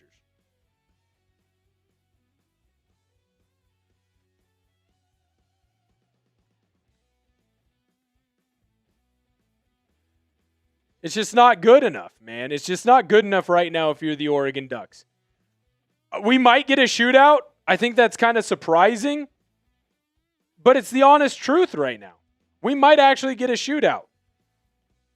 Give me a follow over on Instagram, or on Twitter, excuse me. I just put my Twitter into the chat. If you follow me over there, you're going to get a lot of NFL extra content. You're going to get a lot of extra content if you are a fan of the Oregon Ducks. Great reason to go in and hit that follow button. Follow me during the stream today. I will shout you out at some point. I can promise you that. Promise you that.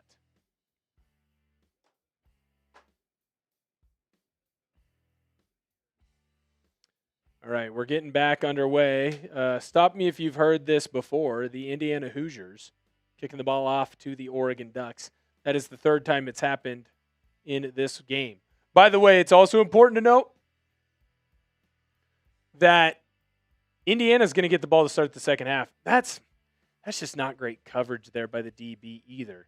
Like, you're set up inside out. As soon as Cooper breaks outside, Flowers has just got to go with him. That's bad coverage there by Flowers. What up, Bobby Ducky? Good to see you. Thank you for hitting that sub button in the channel. Make sure that you like the stream. Right now, we are just 10 likes away from 200 likes between the two streams. Dante Moore in the shotgun, going to hand the ball off to Jay Harris. He's had the most success so far in this game against the Indiana defense. He's going to get a gain of 4 there. Important to note that Jay Harris, while he is in the portal, he is still able to play for the Oregon football team in this matchup. 2 likes away, by the way, from getting over 200 between the two streams, so make sure that we get there. Ducks look like they're going to have one more play before the end of the half. They don't have to call it if they don't want to. Dante Moore is checking the play at the line. And he's going to let this one go to the end of the quarter. At the end of one, Dante Moore has thrown 2 touchdowns. The problem, one was to the Indiana Hoosiers. Indiana 14, Oregon 7. Chick-fil-A Peach Bowl, end of the first quarter. End of the first quarter. What up, Ty Man? Good to see you. Robert says, let's go Hoopsers. I think he meant Hoosiers, but that's okay. I know what you meant. I knew what you meant. I knew what you meant. I knew what team you were talking about. If you haven't had the option yet to hit that sub button, make sure that you do so on the Oregon Football Report. We are trying to get to 2,500 today. Come on in and hit that sub button. If we get to 2,350, I'll do a beer cheers. Every 50 subscribers that we get over on the Oregon Football Report, I'll give you a beer cheers. I've already been drinking a little bit today. I want to be drinking a lot of bit. Right now, go down below in the comment section and grade how Indiana played against the Oregon football team in that first quarter. Ducks versus Indiana. Where would you say Indiana played? A, B, C, D, or F? Searle, I'm going to give the floor to you first before I start doing those shout-outs. Yeah. I think for Indiana, you couldn't have asked for a better first quarter. Obviously, that pick six is the ideal way every team wants to start, but it doesn't always happen, clearly. Yeah. But it was huge that they were able to capitalize on that. Their offensive line is setting a tone. Mm-hmm. Oregon doesn't have an answer for it. Yep. I'd give them an A in that first quarter. Yep. I think I give them a B plus only because, and this might be more so my bias than anything else, they did give up a touchdown. Yeah.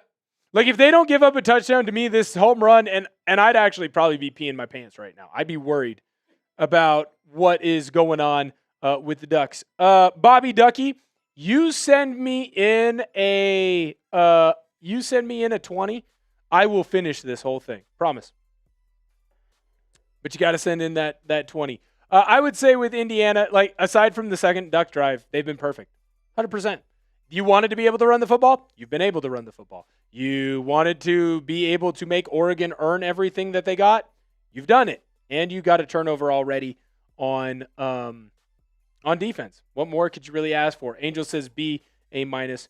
Terminator says you're right. If Oregon doesn't score, Indiana gets an A. I would agree. That first quarter was quick. I agree. Great Oregon against Indiana so far in this game. A, B, C, D, or F? Well, yeah, what say you? C plus? Yeah. B minus? Like, I'd lean C plus just because of the pick six. Right. That is the worst possible way to start this game. No, it could not have been a worse way to get this game rocking and rolling. It just kind of is what it is, though, at the end of the day. Like, I would say that defensively I was disappointed. You had a couple of stops but couldn't get off the field. And then offensively, aside from the pick six, I've actually thought the Ducks have looked good. Now, they have had to earn everything, a lot more so than what Indiana did. But to be fair also to Indiana, by the way, it was your first 10. So everything is scripted. You know the looks that you're going to get, more than likely. Yeah. We'll see how they do when they get off script. But the Dante Moore interception to start the game looms. It was a good bounce large. back. Good bounce back from him, though. Very good bounce back. That is true. Very good bounce back. One of the incompletions, very difficult throw. He just missed it. The other incompletion, I would not say was his fault. We're back out on the field. Handoff up the middle. Jay Harris pushing forward, setting the Ducks up for a 3rd and 2. And he's shaking his finger right now. Jay Harris went from your 5th back in this week to now your number 1, which is crazy. Because De'Ara Hill is just more so a change of pace back. Noah Whittington, he ends up being sick, not really able to go in this game. Then you've got Jordan Davison, who breaks his clavicle. I thought we might see more Noah Whittington. I still think that we will. But him not being able to go really in the first quarter is worrisome. Really worrisome. 3rd and 2 here for the Ducks. I'd be interested to see what they do. Handoff up the middle. Great play call there by Indiana. I think that's a zone read, and that's a bad read by Dante Moore. It was very clear that Indiana had a player there for Jay Harris, and he still handed the ball off. Dante Moore has not looked the most ready for prime time. Let's just say that. That's a horrible block there by the right tackle. Horrible block. 4th and 3. That was Kamara, by the way, for Indiana. And because Oregon was so far on their own side, they do have to punt. Now, it is important to note it is Dan Lanning. If there's going to be a fake called by anyone, it would be him. Punt is away. Ducks did not fake it. Defense has to come away with a big stop here. Good punt inside of the 20-yard line of the Hoosiers. But that, you really couldn't have that.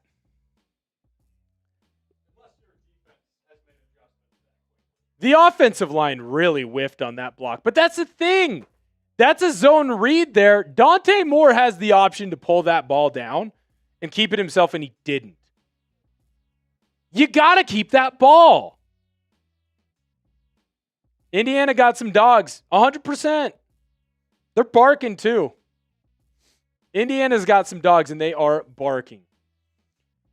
Here's our super chat menu for the show today. Any super you're going to make me want to shout. You've already seen a large crew. OG Wakanobi, Christian, Marty Malela, and my good friend Trigger. You send in that super. OG, I said they are inside of their own 20, the Hoosiers, when they come back out. We are at a commercial right now, though, sir. I'll make sure that I keep you updated. Thank you for keeping me honest. You send in that 5, you're going to get the beer cheers. You send in that 10, you're going to get an extra long chug. By the way, send in that 100. We're going to get that beer boot rocking. Also, we are just, quick math, 6 likes away from hitting 200 likes between the 2 streams. Right now, we're on the main chat sports channel as well as the Oregon Football Report. Make sure you hit that thumbs up button. The more likes that you get on the stream, the more opportunities I will have to go to the bosses to let them know that we need to do more of these. So make sure that you hit that thumbs up button. By the way, we're closing in on 426,800 here on the main chat sports channel. So go on in and hit that sub button if you haven't. Seahawks got the talent to make the Super Bowl. Not going to lie, they got an elite defense. Joseph, I do appreciate you talking about that. Roger Moore says Mendoza might be the only good QB to come out. I don't know that I would blame Dante Moore other than, well, yeah, he threw the interception. You're right. Dante Moore has looked a little rattled. He's looked a little rattled. I think you're seeing the age difference. Right now. Obviously, his stats haven't changed because he didn't throw the ball at all in that last drive. He's got to pull that football, Cyril. It's a zone read there. You have got to see that the defensive end is crashing down hard and pull the football. I understand that his right tackle missed a horrific block, but Kamara is not the read. The read is the outside backer there. Dante Moore's got to be better with the football. Offensive line has to be better right now. I know they're dealing with some injuries on that O-line, but it's got to be better, man. It's got to be freaking better. Joseph, I like how I went to talking about Indiana to the Seahawks a little. I just be talking about a bunch of different things. Me too. De'Aaron Hill, he's been kind of your third running back for the squad this year. Not a great running day. On the other side, Jay Harris has really been leading the charge. And you're seeing that yards per average way down. That's because he's had 2 negative plays. I feel like Jay Harris has ran pretty well. 3 yards in a cloud of dust. 3 yards in a cloud of dust. He's been pretty damn good in today's action. Mendoza back out for the second time today. Can he stay perfect? He's 4 for 4.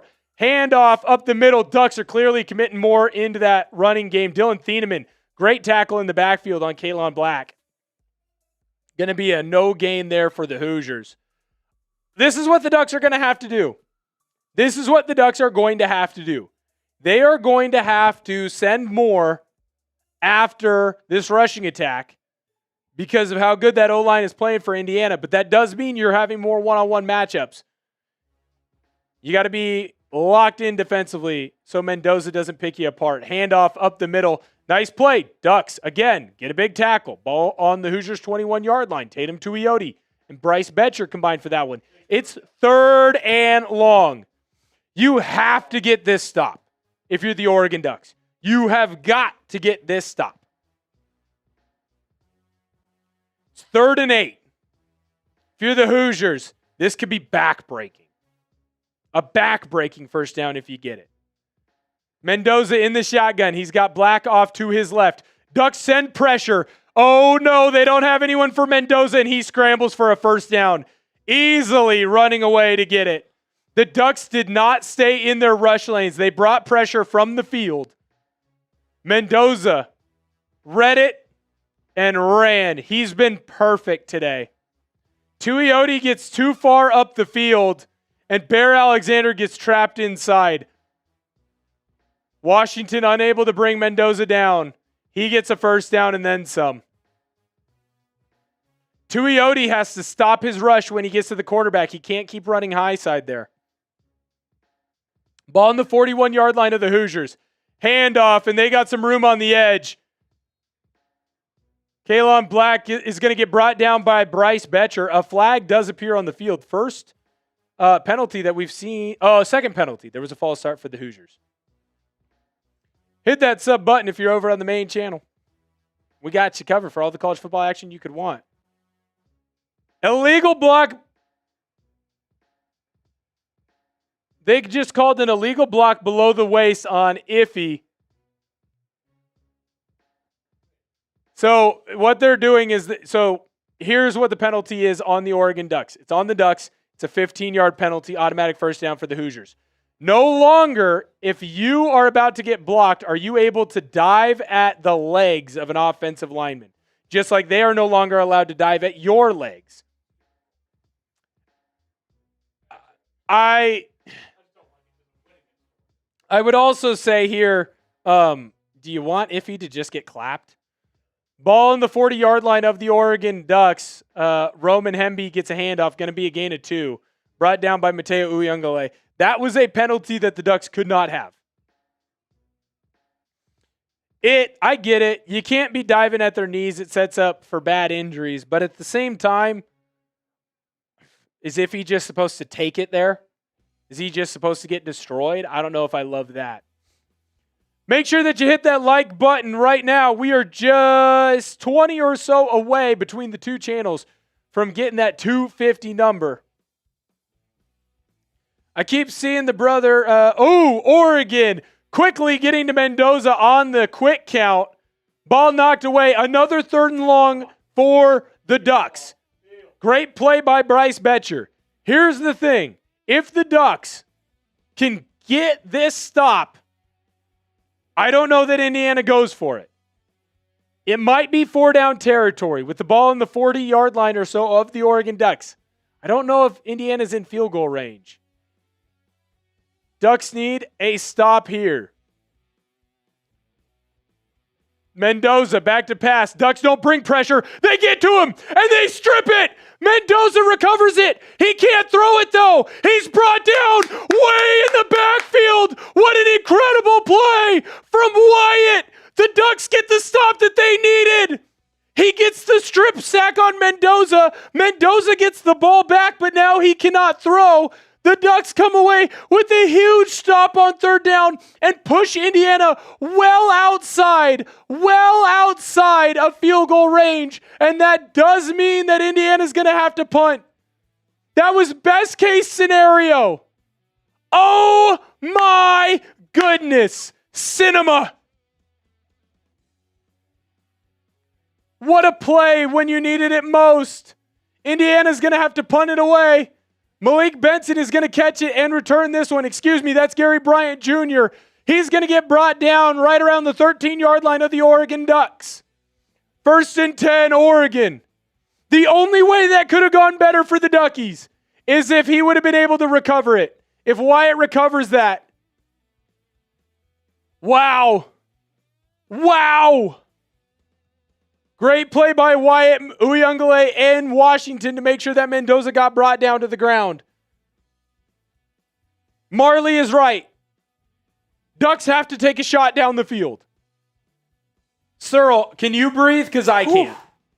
Not going to lie, I thought Mendoza was going to pick it up and find an open receiver. I don't believe he could throw that there. Because remember, he's going to throw. Right. Well, maybe he could have. If someone was going... Well, because if the ball gets batted and the quarterback catches it, they cannot throw the football again. Even if they're behind the line of scrimmage? Yes. So if the ball gets batted and they catch it and then they try and throw again, that is a penalty. I'm not sure how it works if you get your arm hit as you're trying to throw. So I would imagine since it was a fumble, not a batted pass, he could have if he wanted to. Which I would agree with you. Yeah. But I thought that was going to happen for a sec. Thank God it didn't. Dude, if he would have thrown that one away, you would have seen me. I don't know if all-time crash out is correct, but hooey would not have been good.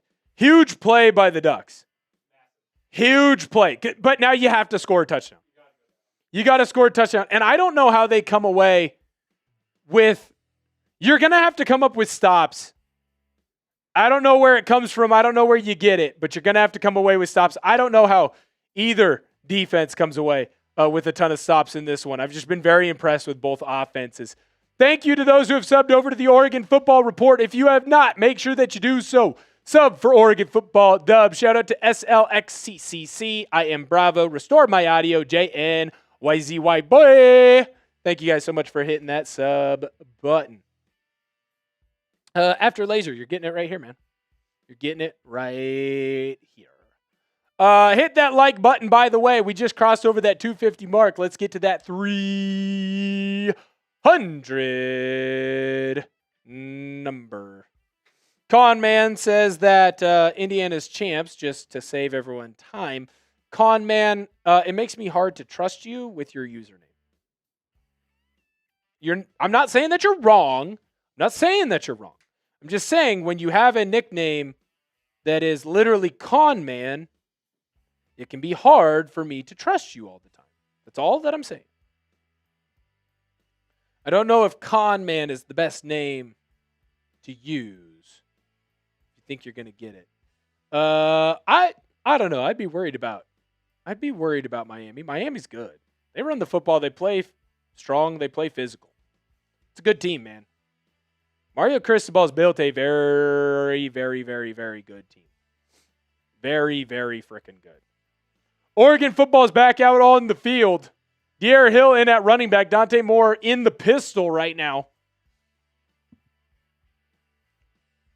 Oh my goodness, what just happened? Dante Moore just fumbled the football. Are you kidding me? De'Aaron Hill just ran into the back of his arm. What is happening?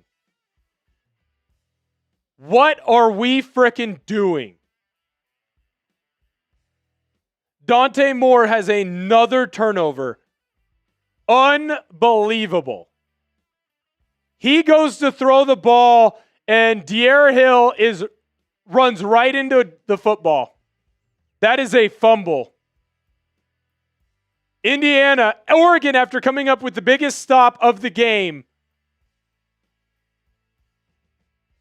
they are going to have to try and find a way from keeping Indiana out of the end zone.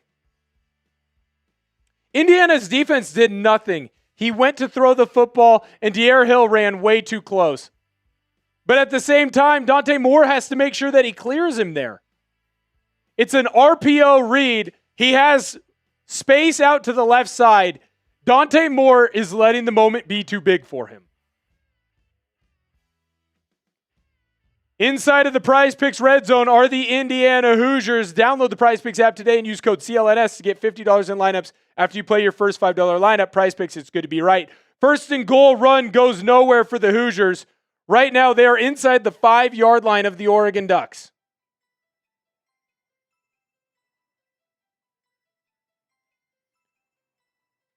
This is bad. Turnovers are the difference in this game. Ball in the 2-yard line of the Ducks. Hoosiers handoff up the middle. Kaelon Black gets stopped short. He does get stopped short, but if I'm the Hoosiers, I got 2 plays to score and I'm on the 1-yard line. I'm running the football up the middle. Sell out for the run if you're the Oregon Ducks. If they pull a play action pass, they pull a play action pass. Sell out for the run. However big of bodies you can put in, do it now. That is horrible. Dante Moore has played himself out of being a first-round pick. That is brutal. Handoff again up the middle. That's a touchdown, Hoosiers. Kaelon Black into the end zone. It is 20-7.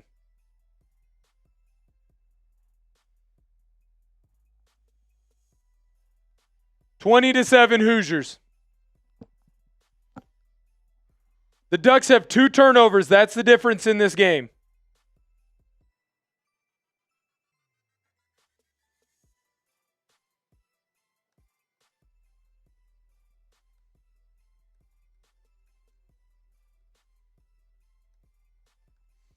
PAT is up, and it is good for the Hoosiers.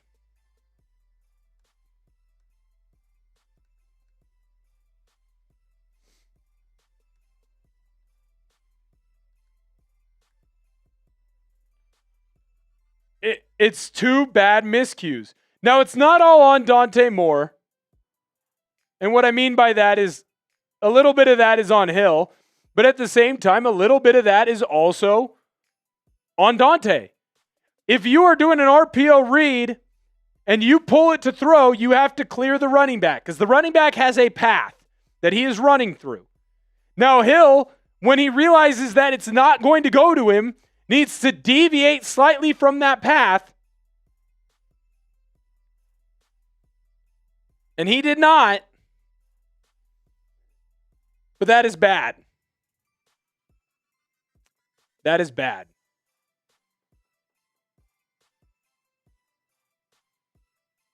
Chadron, we are so cursed right now. Yeah, it feels like it, man. Frickin' feels like it. Doesn't feel good. Gotta love Indiana, says Terminator. You can see the Ducks have severe talent advantage over the Hoosiers. Got to protect the ball, says Roger Moore. I agree. Conman says this one's about to get ugly for the Ducks. If they don't go down and score points here, yeah. That's the thing. Indiana doesn't make mistakes, and Oregon's made 2 big ones in the first half and dug themselves the ultimate hole. The ultimate hole. Because if you look at the live stats right now, here's the 2-team comp.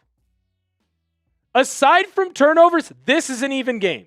The yards are basically the same. The time of possession is basically the same. The first downs are the same. The difference is that Indiana got a pick 6 and they recovered a fumble on the 3-yard line. That's the difference. That is the difference. Roger, I don't know if Oregon's getting outcoached. Dante Moore made a bad decision with the football in the first play of the game.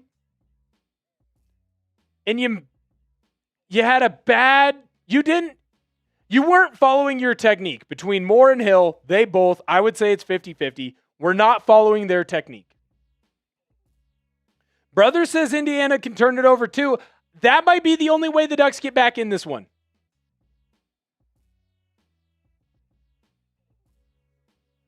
It might be the only way that the Ducks get back into this game.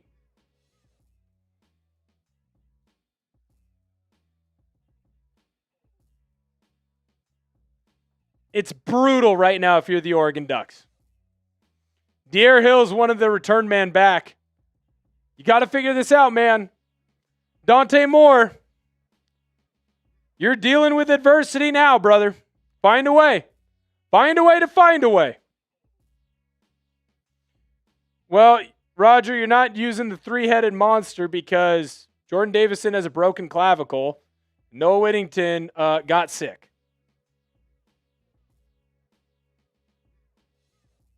Hit that thumbs up button. De'Aaron Hill lets that one go out the back of the end zone. Right now, we're 40 likes away from 300 between the two streams. Hit that thumbs up button.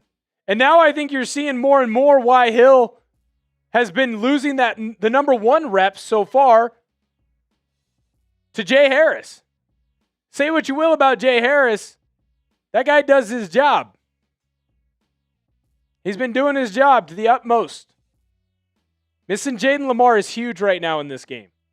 Huge. Missing Jordan Davison is bigger. Dante Moore hands the ball off. Jay Harris, nowhere to go. Indiana's selling out for the run. Oregon just got punched in the mouth, and they don't have a comeback.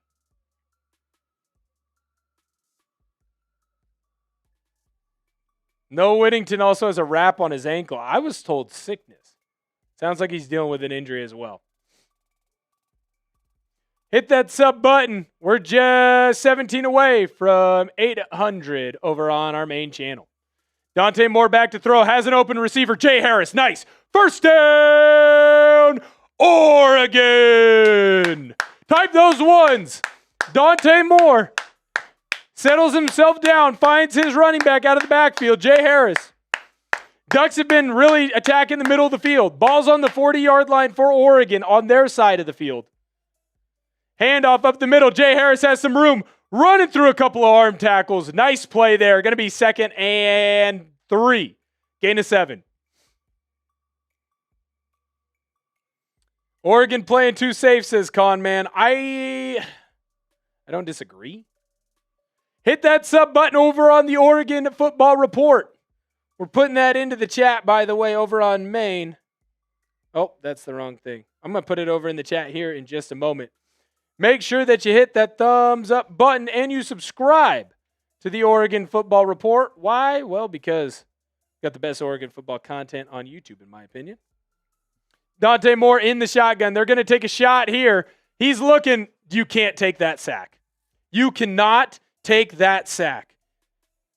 Dante Moore's inexperience is showing. That sucks.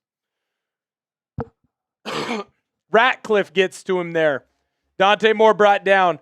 3rd and 3. You got to throw that ball away. It's clear that the Ducks are trying to take a shot. I don't have an issue with that. Indiana does a great job of making sure that everyone is covered. Dante Moore's got to use his legs to get out of the pocket and throw that ball away. He's brought down in the sack, and now the Ducks have 3rd and 12. Another big mistake for the Ducks. Dante Moore back to pass. Indiana gets pressure on him, and he is tripped up and brought down. Tries to escape up the middle. Unable to do so. Ducks on the drive before. They ran the ball well. Gets him down to a 3rd and 3 or a 2nd and 3. Try to throw the football. I don't hate the shot that they try and take. Doesn't get there. Simple fire zone from Indiana. And that's the thing. Moore tries to slide through the gap. There is a clear gap there. He just trips.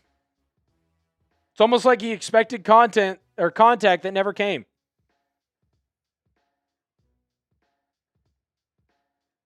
Ducks defense has to get a stop here and get off the field. Because Indiana's going to get the ball to start the half, and they're going to get a great punt return back on this one. Indiana's going to get brought down, but not before the punt returner gets the ball to the 39-yard line of the Hoosiers. Indiana punched Oregon in the mouth, and they don't have a comeback for it. Yeah, Moore is expecting contact that never comes. He leans his shoulder in like he's expecting to get hit, and it never came. It never frickin' came, and he just fell on his face. Almost like when you're messing with your older brother, and he's got his hand on your head, and they let you go. This sucks. You know what doesn't suck? Our good friends over at Prize Picks. This episode is brought to you by Prize Picks. Whether you're starting a new routine or making player picks for the first time, trying something new can be hard. But in life and on Prize Picks, it always feels good to be right. With high-pressure playoff matchups every weekend and elite hoops action almost every night, the action never stops, and Prize Picks lets you take control. New feature alert! Prize Picks now has early payouts. If your player gets off to a hot start, you now have the option to cash out those winnings before the game even finishes. Find your community on Prize Picks with the new social feeds feature. You can share Prize Picks with your friends and copy lineups from winners with a single click. Copy lineups you like or use them as inspiration for your own picks. You can even follow Prize Picks partners like us and tail or fade our picks with just one click. How to play Prize Picks? Pretty simple. Choose 2 to 6 player projections and pick the more or less on their projected stats. You can choose the flex play, where if one of your picks does not hit, you can still win. If you choose the power play, all your players got to come away with more or less. Download the Prize Picks app today and use code CLNS to get $50 in lineups after you play your first $5 lineup. That's code CLNS to get $50 in lineups after you play your first $5 lineup. Prize Picks. It's good to be right. That link is in the comment section of both chats. You can go in and hit that button if you'd like to do so. Shout out to our good friends over at Prize Picks. All right. We've got just under 5 minutes left to go in this one. Ducks got to find a way to come out on top. Got to find a way to come out on top. Ducks got to find a way to get a stop here. If they do not, Indiana will also get the ball to start the half. So if you're Kurt Signetti, you're trying to find a way to take 4 minutes and 53 seconds of this clock. So that way you can score and then get the ball back again. And if that happens, this ball game is done. This ball game would be done. Hit the thumbs up button, by the way. We are so close to 300 likes between the two streams. If you're on the Oregon Football Report, 3 more gets us to 40. If you're over on the main Chat Sports channel, you hit that thumbs up button. You're going to help us get to 250 over there.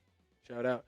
What's up, official Oski? Wow. It's over, Ducks. This team will not stop scoring regardless. Chadrin says, so many great teams we had. Man, why can't we play in the big game?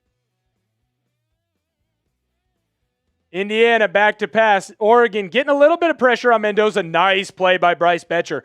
Bringing down Roman Hemby. He's beating on his chest. He is the senior leader for this Oregon football team. If the Ducks are going to win, this defense has to get a stop here. Ducks still have all 3 timeouts, by the way. That is important to note. Indiana only has 2.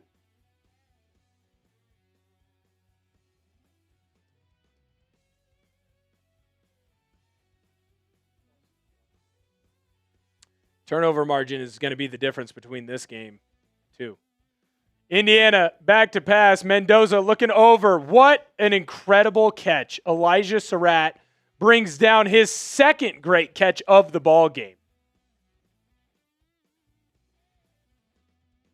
Flag on the field. It's going to be pass interference on the defense. Doesn't matter. First down for Indiana, and they're on the Oregon side of the field. Steven! Thank you. I appreciate it. He has not thrown this ball, Mendoza, by the way. Ooh, I don't know that he actually did catch that.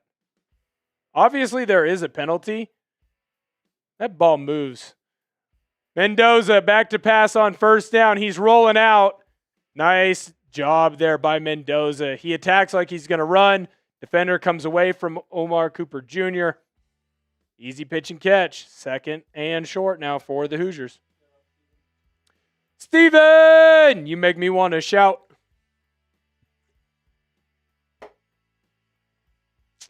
Oh, man. By the way, we are just 20 away from that boot. Next person that sends in a 20, we're doing a boot at the next break. Mendoza back to pass on 2nd and 3, doing what the Ducks tried to do. Wow, what a great throw. What a great catch. Touchdown, Becker. The route is on in Georgia. Charlie Becker with an incredible 36-yard touchdown reception. 27-7, 20-point lead for the Hoosiers.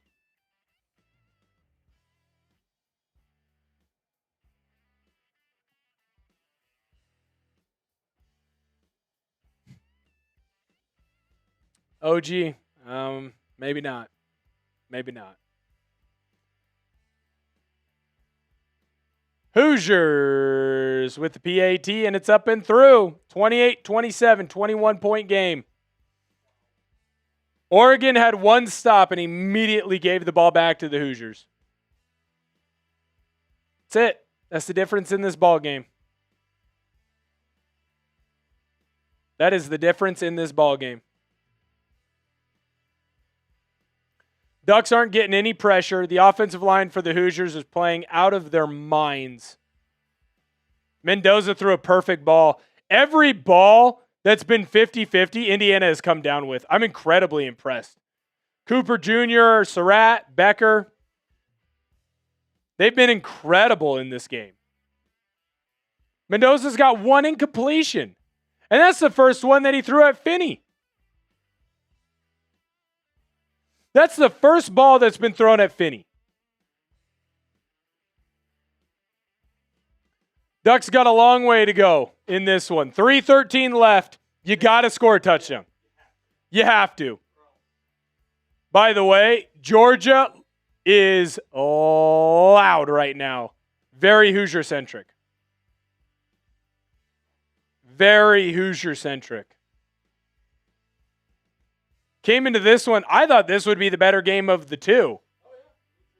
It doesn't look like it's going to be that.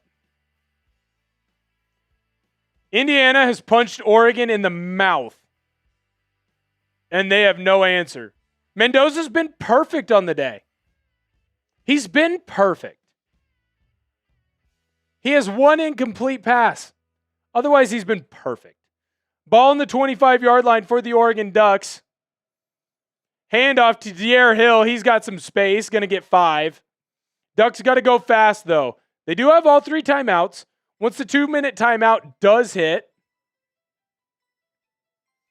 the Ducks will be able to just kind of dice the ball down the field because every first down, the time will stop. 2nd and 6. Dante Moore back in the shotgun. He's going to get hit, and he fumbles. Indiana's going to get that ball. Dante Moore just got destroyed. Wow. Indiana's going to be up 35-7. Getting the ball back.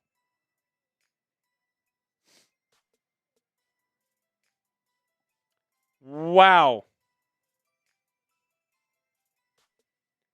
3rd Indiana sack, 3rd takeaway. Moore has no feel for where he's at. He just got destroyed. Oregon is getting destroyed right now in the trenches, and it's not going well. It's just a simple tech stunt. Center isn't there to help clean him up. Indiana now has the ball on the 21-yard line of the Ducks. Holy cow. Mendoza ends up keeping that ball on the zone read, runs through Bryce Betcher. He runs like a coward, yet at the same time he runs through everybody. Coward is probably a mean word to say there, but he runs like he's afraid to get hit. The Hoosiers are in the Prize Picks Red Zone. Download the Prize Picks app today and use code CLNS to get $50 in lineups after you play your first $5 lineup. Prize Picks, it's good to be right. It's good to be the Indiana Hoosiers today.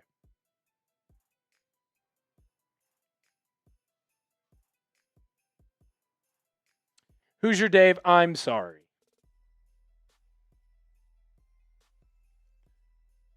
Wow. We're at the 2-minute timeout. If you're the Indiana Hoosiers, there's no reason to rush. He runs like this. He runs like he's afraid to get hit, yet he runs through everybody.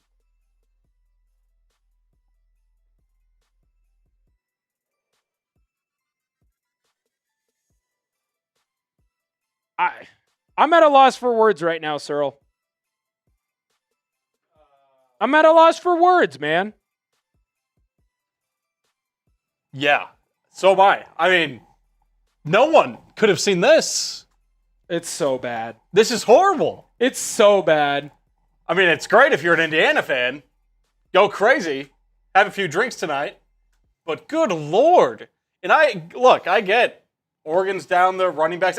Even if they had their top 3 backs, I'm not sure how much of a difference that would make. No, they've been outplayed in every facet of the game. The offensive line has been dominated by the Indiana defensive line. The Indiana defensive line has dominated the Oregon offensive line. And Dante Moore's been bad. He's been bad, man. He's been really bad. And I hate to say that about a kid, but at the same time, we're both in our 20s. Yeah. He's been bad. He hasn't looked good. This Oregon football team has not looked good. Dante certainly isn't helping his draft stock. Might be coming back another year after tonight. Dude. He essentially has 35 yards today. Well, and this doesn't even show the fumbles either. Right. He's got 2. All 3 turnovers. I don't know if I can fully blame him for the last one because he just got destroyed. True. But if the offensive line, Harkey, the right tackle for the Oregon Ducks, thank goodness he's gone. He sucks today. He sucks today. He misses a block on a 3rd down that gets your team stopped. He's given up 2 sacks in this game. I can't even be mad at the Oregon defense for not getting a single stop because they've been put in the worst position. This is bad, man. This is bad. A pathetic showing. Jason, they're not firing Lanning. They're in the national semifinal. Although I will tell you, the ultimate doomsday scenario is popping into my head right now. Mario Cristobal winning at Miami. Mario Cristobal winning a title at Miami is the ultimate doomsday. Yeah. That would not go well. Nick Saban, by the way, pretty good shape. Hit that sub button over on the Oregon Football Report. Shout out to Michaela, Spoolin, and Ian. Latest subs over on the Oregon Football Report.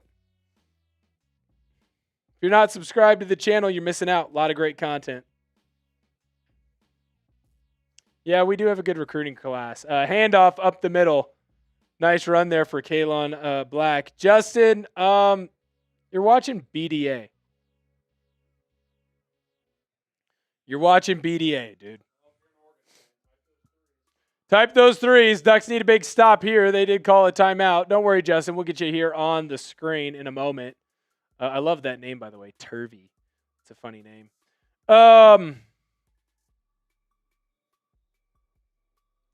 I don't know how the Ducks are. I don't know how Indiana loses, by the way. If this is what they're going to look like, we might have it might be the ugliest college football national championship since Georgia TCU. Could you be looking that we see at another Georgia TCU in the championship? It might be a butt whooping. Tyler, 2nd year in a row, I finally tuned in to watch the Ducks. I don't know why I keep doing it. Why are they such trash in big moments? I don't know. Denzel wants more to go. Mendoza, quick little screen pass out to the side. Mixon unable to bring in the tackle. Going to be a first down for Pons. Going to be a first down for the Hoosiers. Pons, by the way, is the guy who had the pick 6. Shout out to Justin. You make me want to shout. So do the Ducks right now. Indiana, I can't remember if I said it, so I'll say it again. They're in the Prize Picks red zone. Download the Prize Picks app today and use code CLNS to get $50 in lineups after you play your first $5 lineup. Prize Picks, good to be right.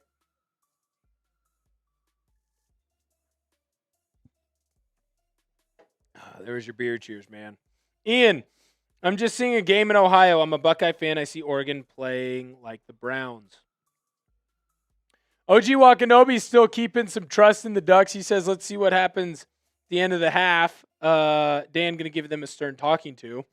Phil Knight's trying his best to buy a chip, but it still didn't work. Ball don't lie, says TD Productions. Yeah, man, it's not going well. The difference in this game, 3 takeaways. They have 14 points on them. About to have 21. The difference is the Hoosiers. They have built a great roster there under Cignetti, and they have done a fantastic job, in my opinion, of getting guys that execute at the highest level. Mendoza, handoff up the middle. Hemby, he's going to get stopped, but not before he gets all the way to the 1-yard line. In fact, Indiana almost drug him into the end zone. Justin, I think you're right. I don't think that Miami has the discipline to beat the Indiana Hoosiers. Then again, I thought this game was going to be close. The hell do I know? What the hell do I know? Ian says he feels bad for Oregon. I don't know, man. I feel bad as an Oregon fan right now, but could be worse. Could be worse. Mendoza pitches it out to Hemby. Oh, he gets tackled in the backfield. Great job there by the Oregon Duck defensive line. Going to set up a 3rd and goal. Is it a victory if you force a field goal?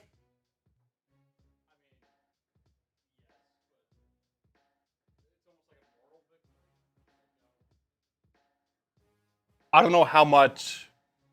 Getting a stop here would be great, but you're still going to be down 24. You're going to be down 24 with less than a minute left to go. And by the way, you're kicking the ball back to Indiana at the end of the half.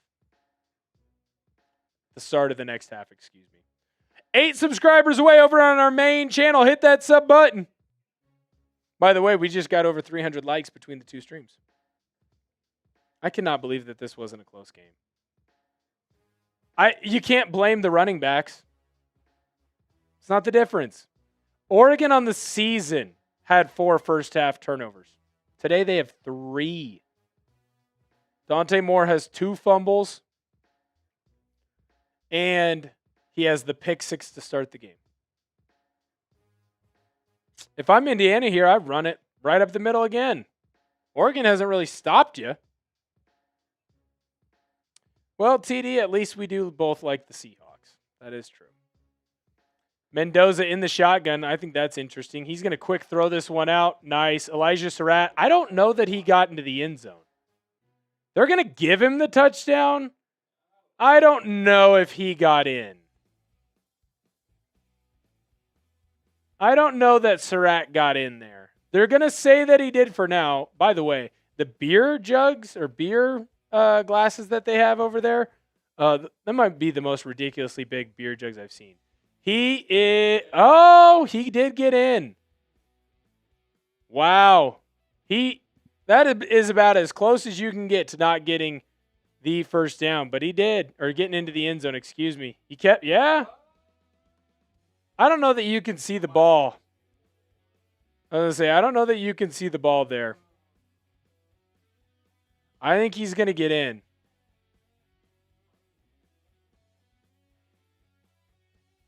I think that's a touchdown. Josh Pate just tweeted, it's a splattering in Atlanta. Yep.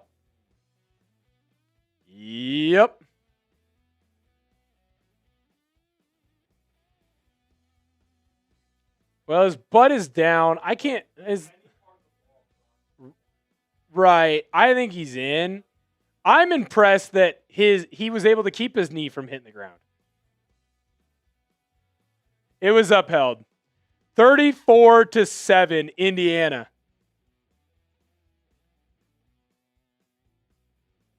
$34-7.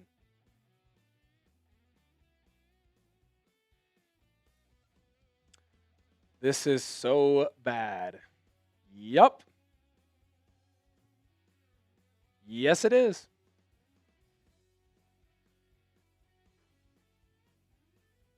So you want to do the post-game show right now, or?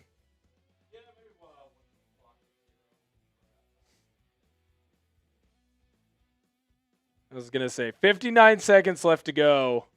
Elijah Surratt, 14th receiving touchdown on the year. I truly don't know what to say. I wish I could say something. I wish nothing. I had more to give. I have nothing. It's a splattering. It's an ass whooping. I mean, if you're Dan Lanning, what do you even tell your team at half? Like, ripping into them, yeah, but like... You give them some orange slices, maybe? Oh, my. This is... Like, there's just nothing that you can do. If Indiana... Well, okay, let me preface. I think Indiana's going to hold on here. Right. If they blow out Miami, not even blow out, if they win the championship, would you say Cignetti is automatically one of the top college football coaches of all time? He's certainly a college football Hall of Famer. I mean, everywhere he's gone, he's won. Just the way he's able to turn this program around. And no, 100%. I mean, let's not forget, 2 years ago, this program was 3-9. Yep. And now they're one of the best in the country. And actually, they might end up being the best in the country. They might end up being the best team in the country. And I think they might be the best team in the country by a wide margin.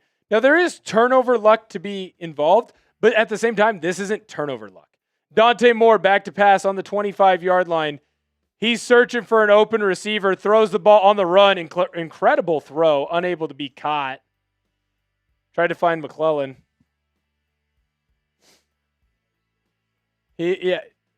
Well, he had a quote that I found interesting where he basically says he doesn't like to show any happiness to his players because he doesn't want them to get too high, too low.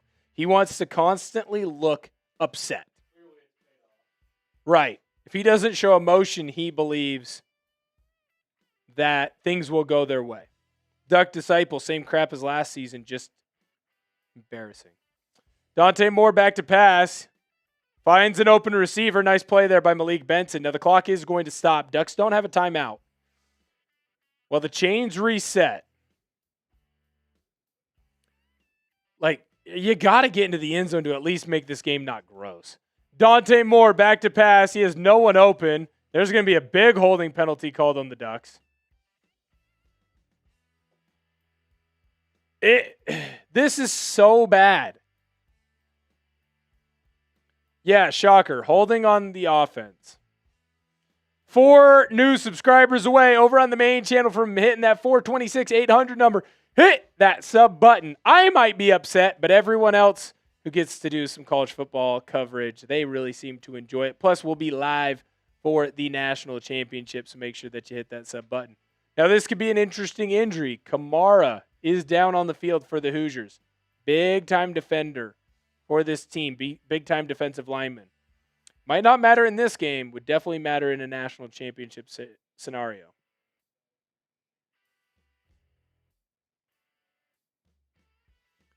Wow, oh, wow. We got fighting going on in the chat, Cyril. Brother and con man are getting into it. Francisco Ola from Mazatlan. Bang! Look at that. Thank you guys for getting us over that number. I'll give you a beer cheers as well. Yeah, we're drinking for other reasons than we were thinking tonight.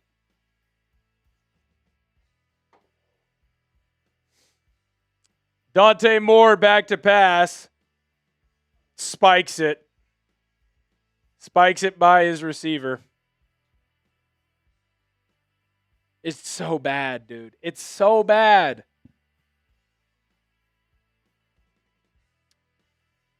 Kyle Shanahan's brother. I don't believe that it is. Good to see you, Justin. This is such a bad game. Dante Moore gets the ball out to De'Aaron Hill on a screen pass. Has plenty of room. Not going to get the first down. Clock's going to run. Ducks do not have a chance to stop the clock. Ducks are not hustling to get on to the ball for this one. 3rd and 7. There's now 10 seconds left. Dante Moore finds Johnson over the middle. Going to be a first down for the Ducks. 6 seconds left. Got to get on the ball quickly. Are they going to spike it? I think that's the best move. A spike here allows them to call their final play. 3 seconds going to be left on the clock. It's going to be 2nd and 10 for the Ducks. They're going to take a chuck at the end zone, but holy cow. Ducks gear on the clearance rack. Yeah, it is. Yeah, it certainly is. 2,300 subscribers right now over on the Oregon Football Report. Come on in and hit that sub button over there. By the way, I'll put that link in our main Chat Sports channel chat. Hit that sub button. If you love West Coast football, oh my goodness, the Ducks aren't even going to go for it. They're doing a sad field goal. A 56-yard field goal attempt from Atticus Sappington is up well short. Well short. Ducks tried to go for the sad field goal and couldn't even do that. Went for the sad field goal.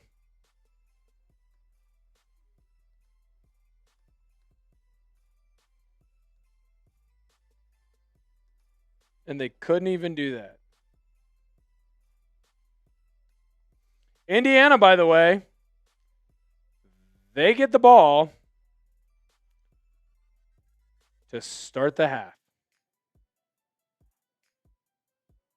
Ross Tucker, how does Indiana have the best contested catch receivers in the history of college football?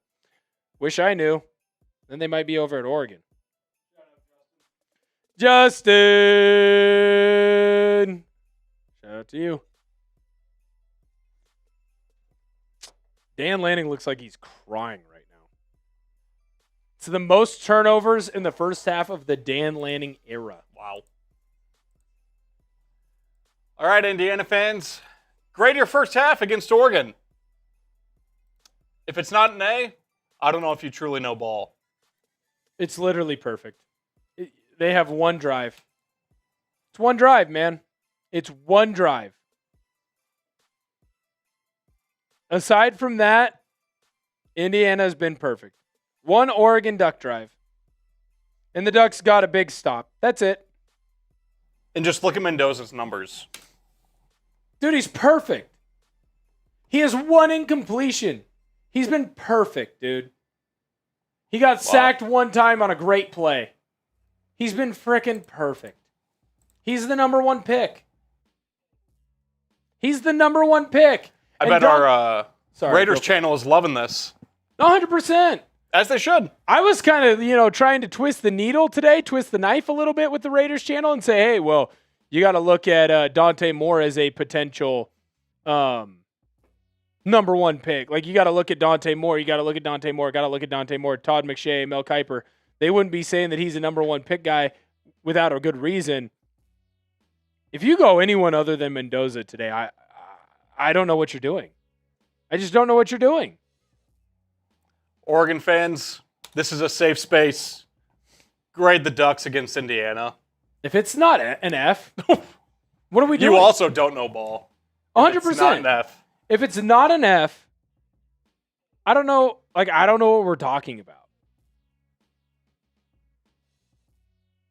If it's not an F, I don't know what we're talking about.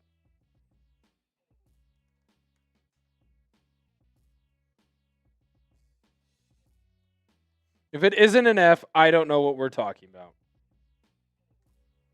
Shout out Philip. He says, Philip! Don't feel bad. You could be an Arkansas fan. That is true.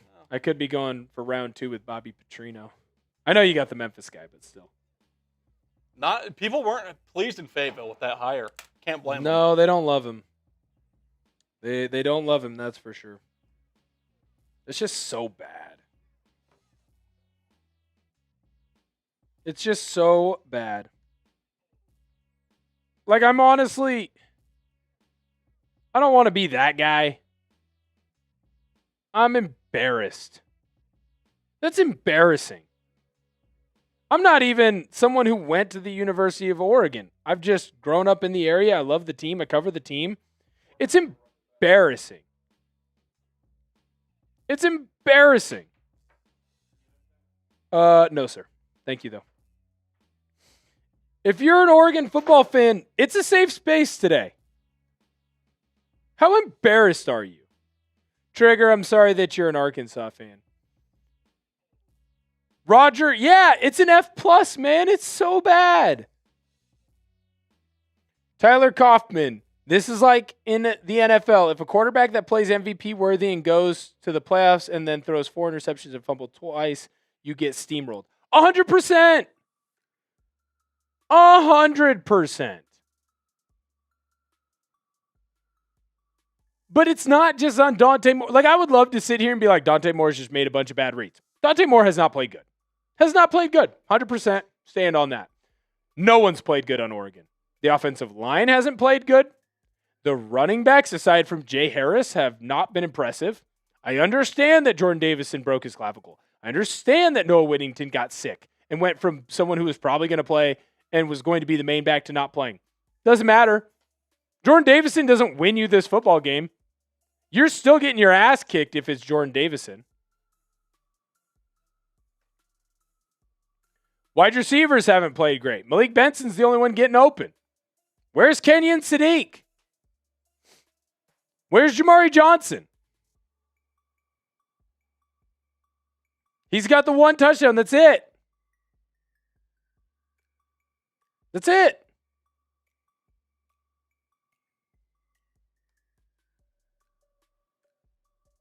It's just bad football.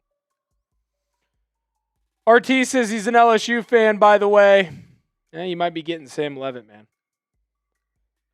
Thinks Indiana's going to get to 60. I don't know. What's up, Sam? Good to see you, man. Shout out to Sam. All the way back from the Crunch Fitness days. Missed that Vancouver spot. I heard the movie theater's gone, by the way. That sucks. I'm getting told to quit my belly aching. Sorry, Janet. This is how I deal with sadness. Just ask the special lady friend. This is how I deal with the anger for my football teams. Chris Gibson, at least these teams made it. Oklahoma, well, you know, they got a lot of work to do. That is true. You made it. But at some point, it's just got to be better, man. It's just got to be better. It just has to be better. Here's Jay Harris's stat line for the day. Shout out to Ryan Davis. Appreciate it, man. Shout out to Jay Harris. He's going to be in the portal. He's going to leave Oregon. But I'll tell you right now, he showed up in a big way. I know his yards per carry isn't huge. He's the only one kind of doing anything on the ground, too. So he's got, 60 some odd yards total in this one? It's been big. I did hear that, Sam. I did hear that. Sorry that we're not having a great day. today. Searle is going to pop on the screen here in just a moment, and he is going to go through some of the stats for the Oregon Ducks and the Indiana Hoosiers. I think this is the one that frustrates me the most. You change the points, you change the turnovers. It's an even game. If I showed you the total yards, I showed you the time of possession and the first downs. Maybe you have Indiana up by 3, maybe by 7. But for the most part, you'd think it was a close game, not the blowout that it is right now. Searle's going to be joining you guys on the screen here. It's going to be the Searle halftime show. I will be right back. Don't you worry. I'm just going to go and cry sad tears. Well, I don't think any Oregon fan can blame you for that, Ortner. No, sir. Yeah. I mean, really, when you look at the box score, if you just looked at this without the score, you'd think, okay, maybe a 2-score game. Not a 4-score game. 35-7 at the half. Indiana's been dominant in every aspect. Offensive line, giving Mendoza plenty of time, making holes for the running backs. Running backs running strong.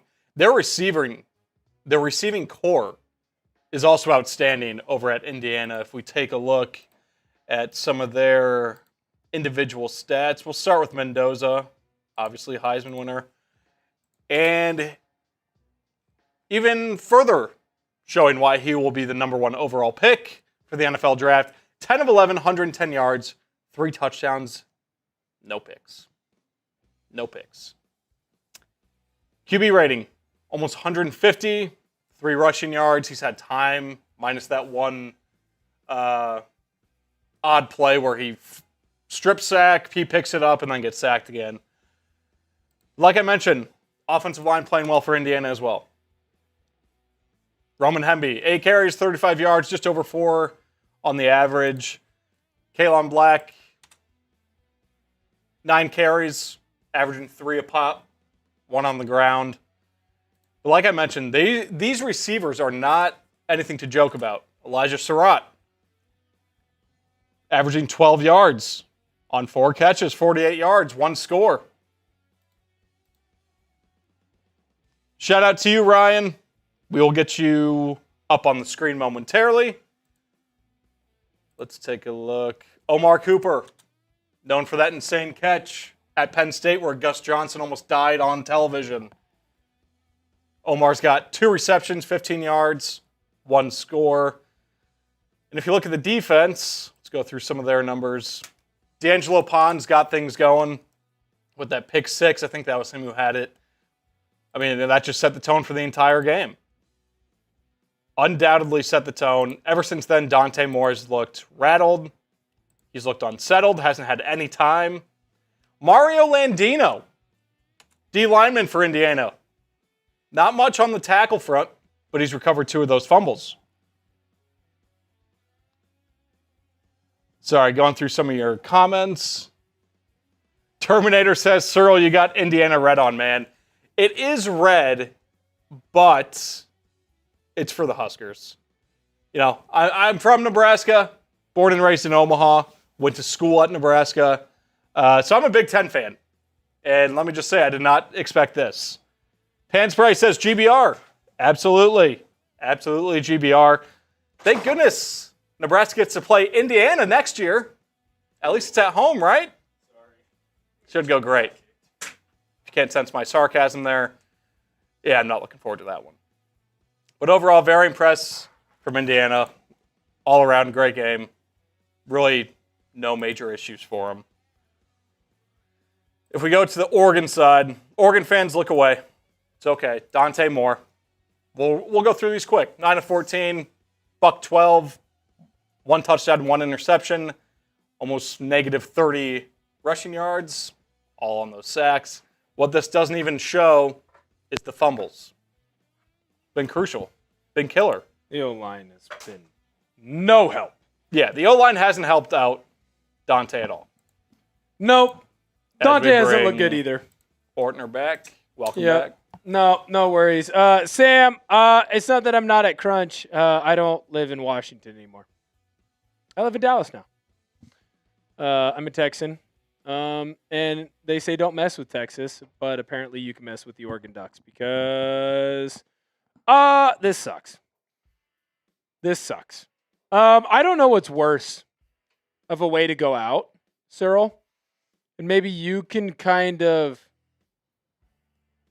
give your opinion on this, and maybe the people in the comment section can give us their opinion as well. Would you rather lose the way that Ole Miss lost last night, or lose the way that Oregon is losing right now? Because one of them, at least you feel okay for a decent chunk of it. This just sucks. At no part of this do I feel good. No. I don't think... I'm sorry, I'm at a loss for words trying to gather my thoughts. Yeah. I would much rather lose the way Ole Miss lost last night. 100%. I think that goes without saying. If you're one of those fans that's like, oh, I'd rather get blown out in a big game. Let me tell you, as a Nebraska fan, I have seen too many blowouts on national television. And national television for me is like watching the Las Vegas Bowl. Right. They get blown out by Utah. Not even the college football semifinal. And I'm embarrassed. This is unwatchable football. I would much rather have a close game than a blowout like this. Yeah, the close game might be a bit more heartbreaking. Yeah. But games like this are just embarrassing for the program. They're embarrassing for the coaches, embarrassing for the players. They're going to hear about it on social media. The list goes on and on. 100%.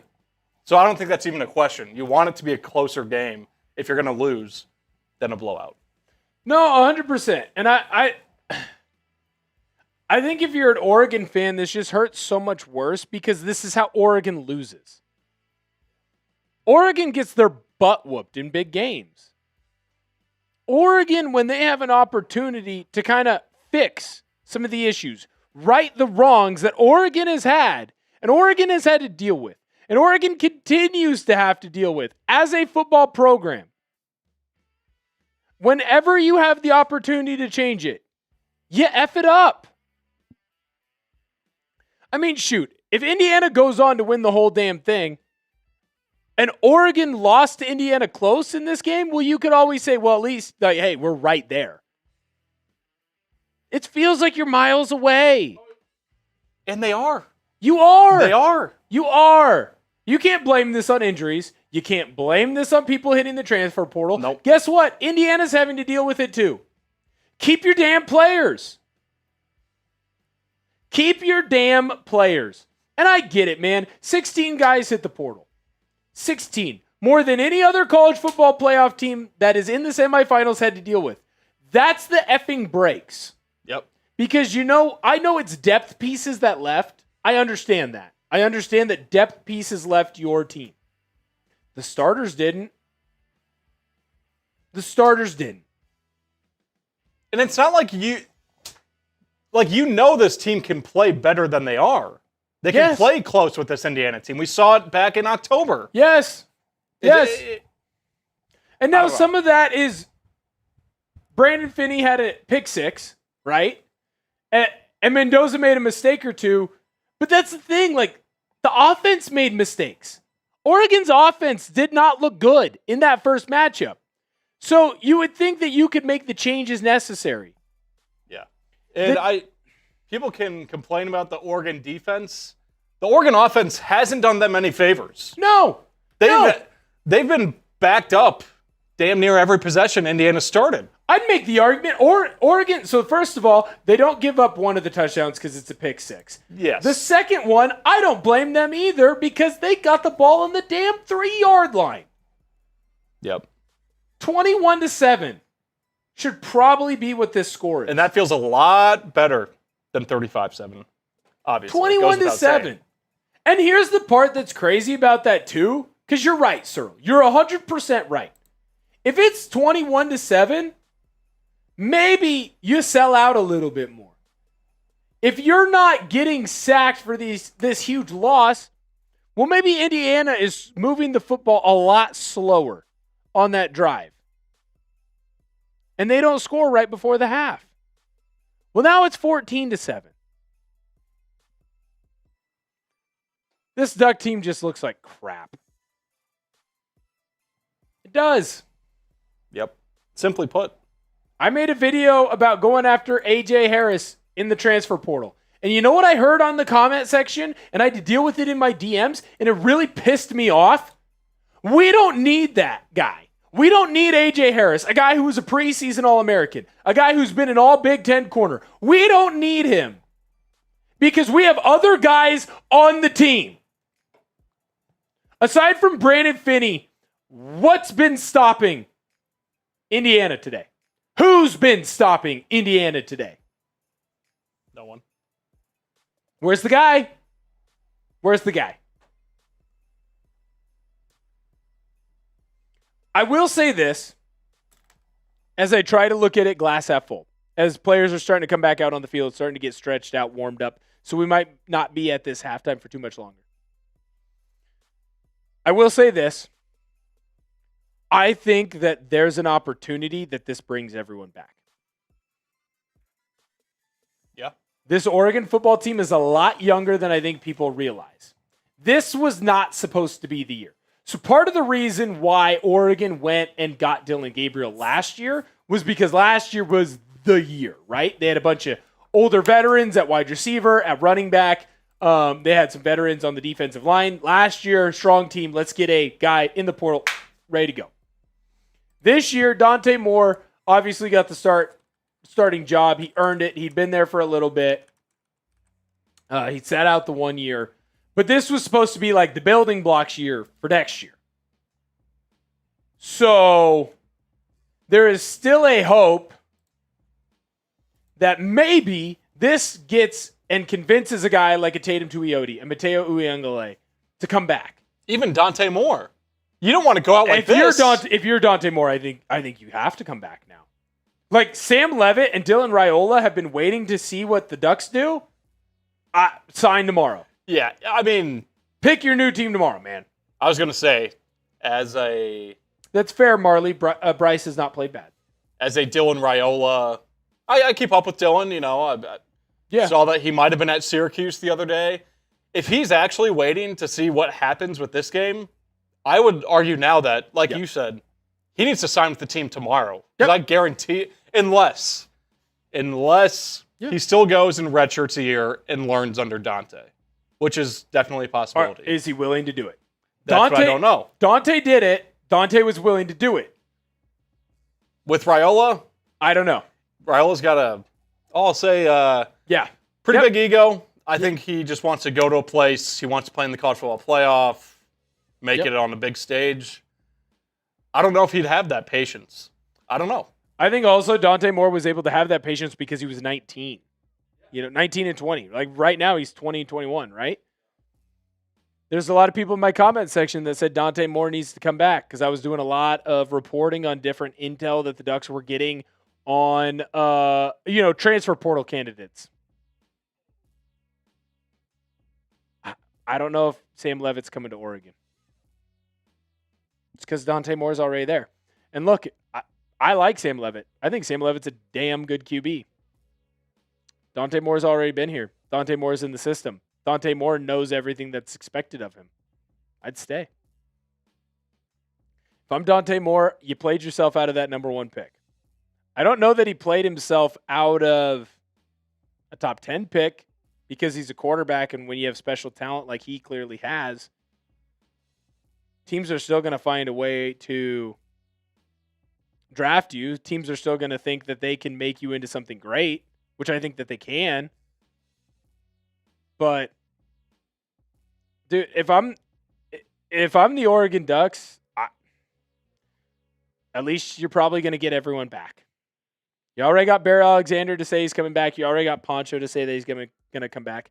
The Ducks have to go and get some tackles in the portal, or you better hope that Fox Crater and Janoris Wilson, they come back and they grow into the offensive tackles that everyone thinks that they can be. On the bright side, you get 2 of your 3 running backs back. You're going to get De'Aaron Hill back. You're going to get Jordan Davison back. You are going to get Trey McNutt back for an entire season at that safety position. Peyton Woodard continues to get better. There's a chance you get Dylan Thieneman to come back now. At linebacker, you probably got to find someone to replace Bryce Betcher because he cannot come back. You add in an extra corner. This is from Brett McMurphy on Twitter. He says, why wait? Projected college football playoff title game point spread. Indiana favored over Miami. 5.5. Makes sense to me, man. Makes sense to me 100%. I got Brad on Twitter saying that the Ducks are overrated. I don't know if that's true. I don't know that I love this question here from Brandon Walker, but I get why he's asking it. A lot of game left, but how many blowouts does Dan Lanning have to take in the playoff before we start asking questions? Well, he's taken 2. I also would like to chime in on that one. Mm-hmm. You don't want to have a scenario like, trying to think of an example. Well, for instance, Nebraska fired Bo Pelini for winning 9 or 10 games a year. Yep. Fired him, hired Mike Riley. Mike Riley was horrible. Yep. Old man Mr. Rogers. Oh, Mr. Nice Guy. Yeah, didn't work out. And now look where Nebraska is. They're lucky to win 7 games a year. True. And I would not fire Dan Lanning. No. Absolutely not. If people are suggesting that, that's ridiculous. Cut it out. That's crazy. Ridiculous. You're That's incorrect. I think that Dan Lanning will win a college football national championship. But there should be some anger after this performance because it's Ohio State Rose Bowl Part 2. That's what it is. Absolutely. And the worst part is you beat them. You beat them. As the second half gets going, if you're pumped for it, go ahead and hit that like button. We appreciate the love and support. You liking the video brings more Oregon and college football fans to both our main channel and the Duck channel. While you're at it, don't be afraid to subscribe down below. Yes, sir. Yes, sir, Searle. Yes, sir. If you hit that sub button, by the way, that gives us the opportunity to cover more of the college football games that we love. Allows us to cover more of the college football games that we love and we appreciate. False start on the Hoosiers.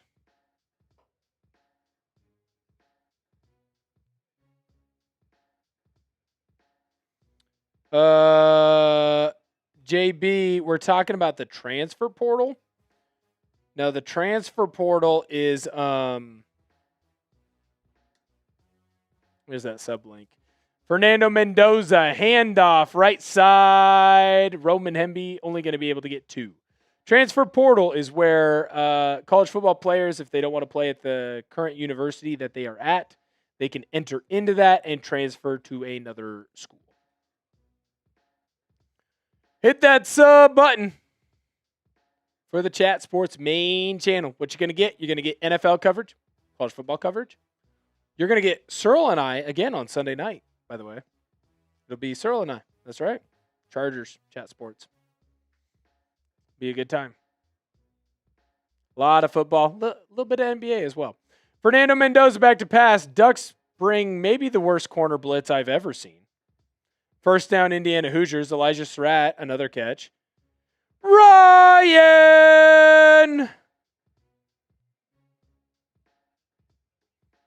You make me want to shout. Cheers.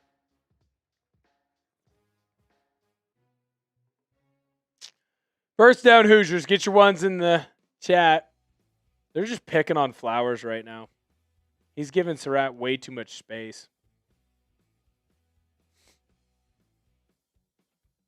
Ball on the 37-yard line for Indiana. Nice play by Bryce Betcher when what will be his last college football game.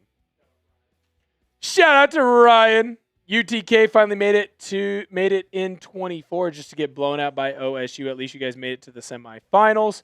I don't think the Vols will be back for a while. I don't know, man. Maybe you get Sam Levitt if Dante Moore comes back to Oregon. I don't know, man. Maybe Malik Benson gets a touchdown. I don't know. If anyone's going to get one for the Ducks, they're going to start taking more shots. Benson is the speedster. 2nd and 9 for the Hoosiers. Mendoza in the shotgun. Back to pass. Has an open receiver. Finds him. Brandon Finney. That's only the second time he's thrown at him. It's about as close as Oregon has got to knocking a ball down today. I'm not even upset with Brandon Finney. Like, he's in a decent position. That's just a good throw. Roger, you're right. The real ones are still here. Appreciate everyone hanging out with us. Still having a good time. It's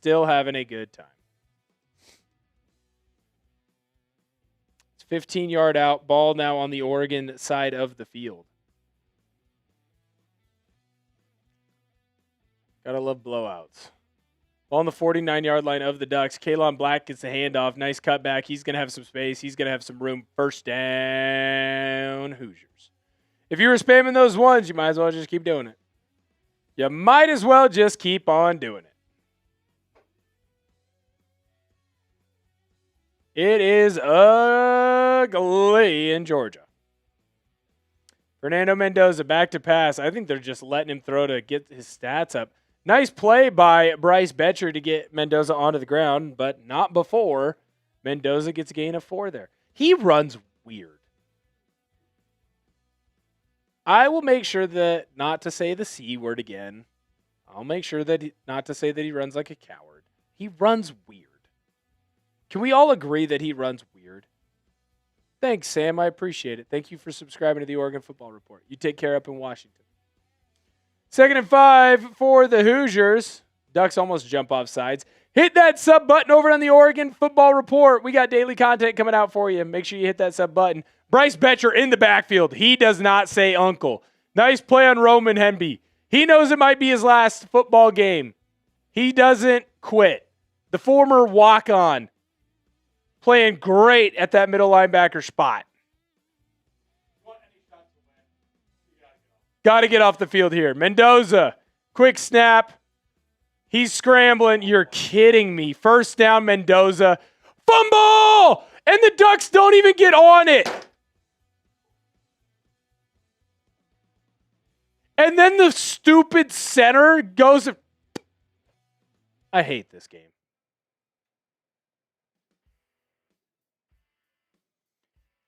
The Mendoza starts scrambling. He ends up getting hit. The Ducks force a fumble, and the ball goes right to the only Indiana player within 10 yards of Mendoza. I wish I could say it's just one of those games, but it's honestly not. Honestly not. Mendoza, handoff up the middle. Hemby going to get a decent gain of 2 there. Nice play by Dylan Thieneman. By the way, Indiana, they're inside the Prize Picks red zone. Download the Prize Picks app today and use code CLNS to get $50 in lineups after you play your first $5 lineup. Prize Picks.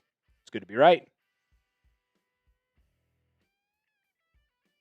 That's frickin' brutal, man. Frickin' brutal. What isn't brutal? We get another 30 subs over on our main channel. We're going to take another drink. Give you a beer. Cheers. Hit that sub button if you got a friend that loves sports. Share the video with them. Run up the middle. Roman Hemby brought down to the ground.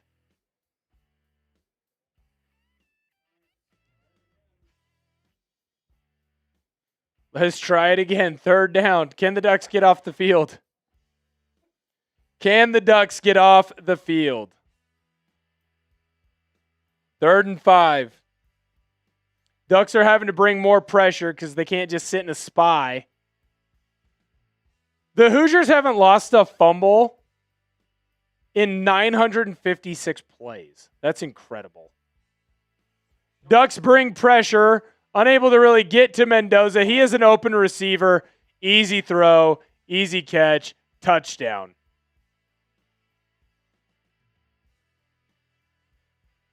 E.J. Williams, easy pitch, easy catch, touchdown. And now we're to the point in the show where we see a lot of sad Duck fans.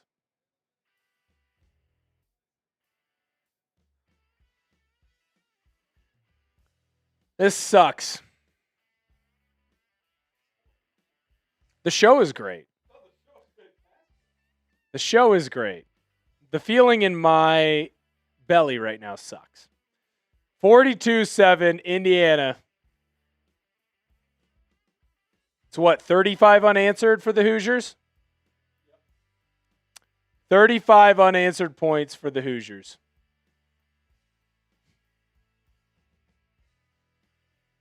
Wow. Kurt Signetti honestly is upset that they scored a touchdown. Oh my goodness. It's gross. It's gross. I can't wait for the update on Twitter that yes, Light Shadow Onyx, the Ducks are a disappointment. I can't wait for the update on Twitter where it just says Sam Levitt has now taken Oregon out of his places he would transfer to. Yeah, that's interesting too. James Crepia. Decorian Moore has not been targeted once so far. Has not been targeted once so far. Right now, Fernando Mendoza, 13 for 14, so he's basically perfect. 4 touchdowns, 151 yards. Yep, and his, like, where you almost had him be not perfect on the fumble, you didn't even get. The Ducks benched their left tackle, by the way. At least that's what it looks like. That's brutal. Here's the wide receivers for Indiana. Charlie Becker, 2 catches, 1 tutty. Elijah Surratt, guess what? He's got a tutty in this game. You go down the list. Mark Cooper Jr., couple catches, tutty. Everyone has a tutty. Everyone gets a tutty. Just spreading the wealth. Every single one. All over. Jeff Schwartz, this is a good point by him, by the way. Big Duck honk. The last 5 losses in the last 3 years will be to a team who plays in the national title game. That is important to know. In the Dan Lanning era, I believe basically every team that he's lost to has played in the Natty, except for in the first year when he lost to Oregon State and UW. I believe that is correct. It sucks that these losses aren't competitive either. So then Oregon just gets dumped on. On the bright side, it does feel like with Lanning that he gets better year after year after year. So when he does make his mistakes, what happens for the Ducks? They keep marching forward and forward. Yes, the best 2 running, well, 2 of the Ducks running backs are out. I wouldn't say it's the best 2, but I would say the best one is out. Somebody's getting cooked in their own duck fat. Yep.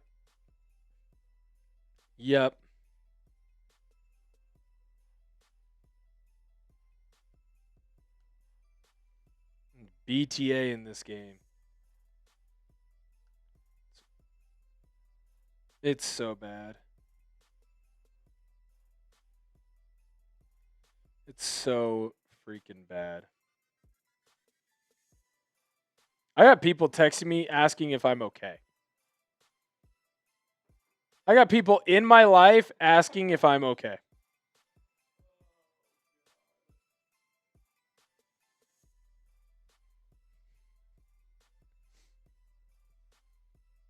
Are you okay? That's incredible. Incredible. Slim says, as a Ducks fan, I'm at 100% loss of words. Makes 2 of us, Slim. Hoof Manzada, utterly embarrassing. Couldn't agree more.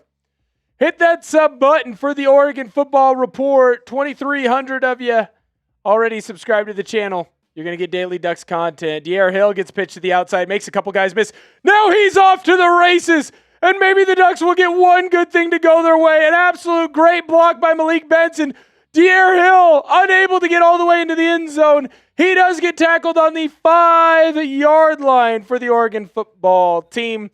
Getting the Ducks into the Prize Picks red zone. Download the Prize Picks app today and use code CLNS to get $50 in lineups after you play your first $5 lineup. Prize Picks, it's good to be right. 71 yards rushing on that play for D'Eriq Hill. Hey, at least you're not going to get embarrassed. Oh no! Is Searle predicting the future? We don't know! I hope so. Dante Moore back to throw, has an incomplete pass. I thought he was going to have Malik Benson there for a big catch. Unable to bring it in was Benson, but there is a flag on the field. Something tells me that will be on the defense. Pass interference is called. Ducks in a good spot to get their second touchdown of the game. Woohoo! Yay!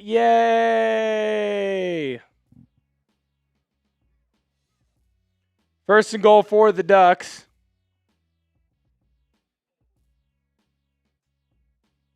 Ball on the 2-yard line. Indiana loaded up for pressure here. Dante Moore hands the ball off to Jay Harris. He's going to push forward. And he does! Touchdown, Oregon! Poncho, maybe we don't flex on the Indiana fans. Down 42-14. At least the Ducks are going for 2. I didn't hear no bell. I did hear a bell. I did hear a bell. Roger Moore, better than Alabama. Not by much. Not by much. Dante Moore in the shotgun all by himself. Ducks are 0 for 3 on the season in 2-point conversions. Well, that was incredible because Jamari Johnson just made a fantastic catch. Ducks are now 1 for 4. Sweet. But more importantly, I don't know how there wasn't a flag thrown down on that because Jamari Johnson had an Indiana Hoosiers defender backpacked. The guy was backpacking on him. Piggybacking is the word I'm looking for, Cyril. Don't let me do that again. Just kidding. That has nothing to do with Cyril. He was piggybacking a guy. Piggybacking. Unbelievable. 42-15. Maybe the Ducks can make this interesting. Probably not, but you never know. I do need to let you know about the sponsor of today's video, and that, of course, is our good friends over at Prize Picks. This episode is brought to you by Prize Picks. Whether you're starting a new routine or making player picks for the first time, trying something new can be hard. But in life and on Prize Picks, it always feels good to be right. With high-pressure playoff matchups every weekend and elite hoops action almost every night, the action never stops, and Prize Picks lets you take control. New feature alert! Prize Picks now has early payouts. If your player gets off to a hot start, you now have the option to cash out those winnings before the game even finishes. Find your community on Prize Picks with the new social feeds feature. You can share Prize Picks with your friends and copy lineups from winners with a single click. Copy lineups you like or use them as inspiration for your own picks. You can even follow Prize Picks partners like us and tailor or fade our picks with just one click. How to play is pretty darn easy. Just choose 2 or more players from any sport. Pick more or less on their projected stats. And who knows, maybe you could come away with something very nice on that more or less if their projections end up becoming true. Download the Prize Picks app today and use code CLNS to get $50 in lineups after you play your first $5 lineup. That's code CLNS to get $50 in lineups after you play your first $5 lineup. Prize Picks. It's good to be right. Cyril, we are, we are what we are, man. We are what we are. Harpoon says, shout out Nashville, Tennessee. He's also saying that Charlie Becker is hurt. I didn't see that. I did not see that.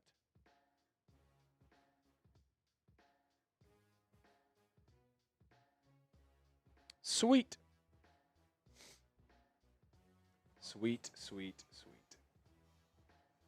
Well, not a bad response from the Ducks. Cool. You didn't get shut out in a half. 27 more. Here we go. Comeback starts now. Right. Right.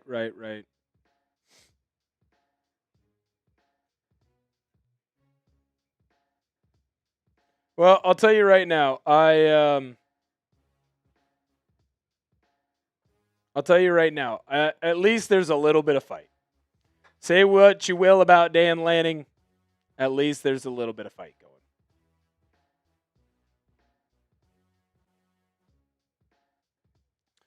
Throw to the 7 great receivers we have. I hope so. Ducks Disciple, I can agree with you that Hill should have more.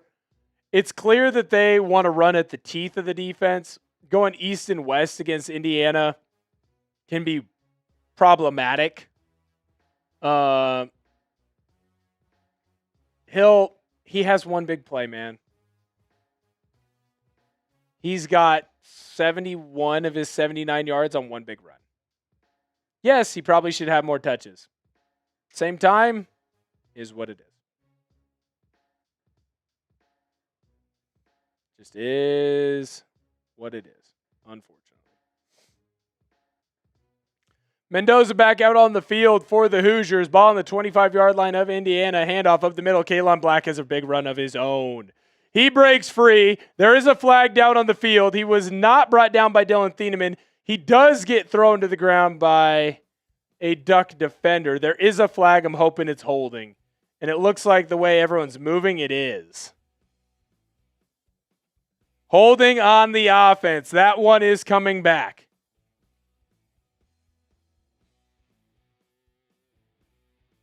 That one is coming back. Bless you. Jadon Kennedy is the duck who's down. 74 is fired up because they called the penalty on him. It's going to be 1st and 20 for Indiana, ball on their own 15-yard line. Well, I think they actually mean 78. They called it on 74, but I think they meant 78. Because there was clear holding there on 78. Hit that thumbs up button if you love college football. By the way, while you're there, if you haven't hit that sub button, hit that subscribe button on the channel. Don't miss out on your opportunity to subscribe to what I would say, my eyes, one of the best channels on all of YouTube, Chat Sports Maine.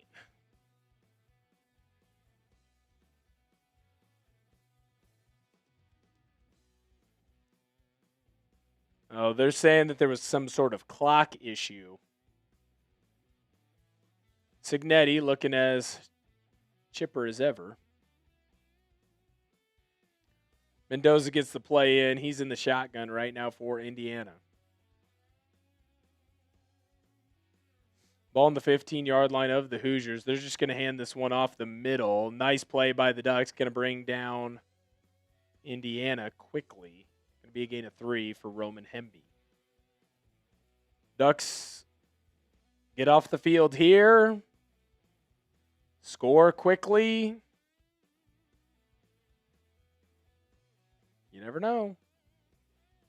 Lot of game left in this one. At the same time, I've watched enough football to know this one's in a bad spot. Ducks would have to be perfect and have to have a lot of luck go their way. Fernando Mendoza back to pass, 2nd and 17, has all kinds of time, able to find an open receiver. Ducks didn't bring any pressure. That gave Mendoza plenty of time to just find an open threat. It's going to be 3rd and manageable for Indiana.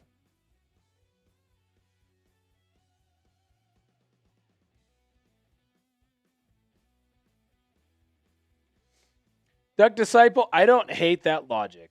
To be honest with you, I don't hate that logic. I get it. 3rd and 4.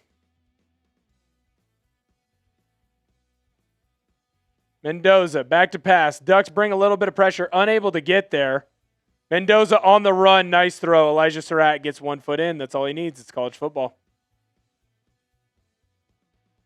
You get a holding penalty that backs everything up, and you let Indiana get a big throw on 2nd down. And then you let Mendoza roll out and find an open player. Yeah, I do think that Dante Moore comes back, especially after the performance tonight. Especially after the performance tonight.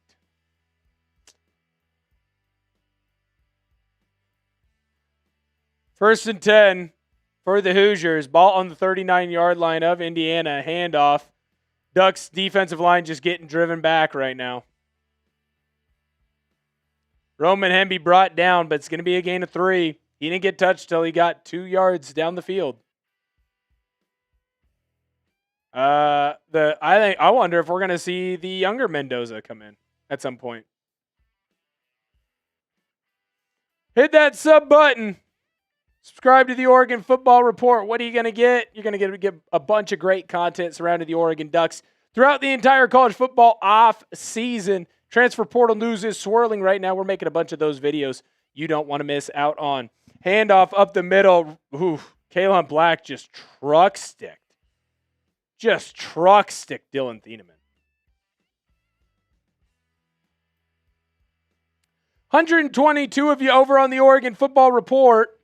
Only 54 likes. That's not good enough. Hit that thumbs up button. By the way, 708 people are over on the main Chat Sports channel. Only 320 likes. Not good enough. Hit that thumbs up button. Lets us do more of our content here on the Oregon Football Report and on the Chat Sports main channel. 3rd and 3, Mendoza back to throw. He's looking, takes a shot, well overthrown. Dylan Thieneman put a lick on Omar Cooper Jr. there. It's Mendoza's second incomplete pass. I think that's right. It's brutal. Mendoza ends up coming off the field. Looked like the Hoosiers were thinking about going for it.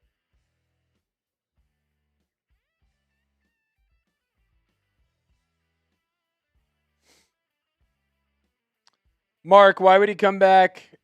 He's a top 5 pick in the draft. It's another good reason why he wouldn't. I don't know. Dante Moore is a different type of cat. He transferred and then was willing to sit out. Great punt for the Hoosiers. Ducks going to start their next drive on the 5-yard line. He might leave. He might leave Oregon. There's some belief in a lot of the Oregon camp that Dante Moore will come back simply because of how good the team is set up to be next year. A lot of guys who are juniors right now who have the potential to go into the NFL draft that could come back for the Ducks. That's kind of the belief. Moore blew this one, first play of the game, then it got worse from there. Just hurts, can't believe we're here again. One thing to lose, but just getting embarrassed second year in a row sucks. Oregon is probably the toughest team they've played. Bama was terrible. Yeah, I'd say Ohio State was, unfortunately, for Oregon. Thank you, Duck Disciple. I do appreciate that. I hope you had a good time today. I hope you had a really good time today. Look, I know that it hasn't gone our way, the Oregon faithful, the Duck believers. It's still SCO Ducks.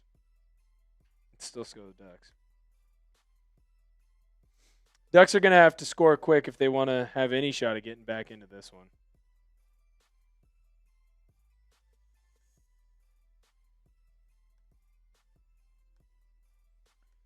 Ducks are going to have to get going quick if they want any shot.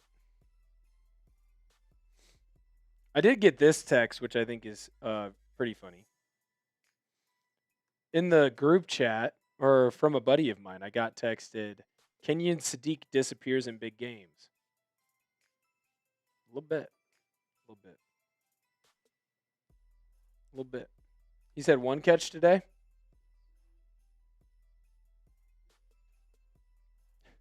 My brother apparently has put himself into the transfer portal.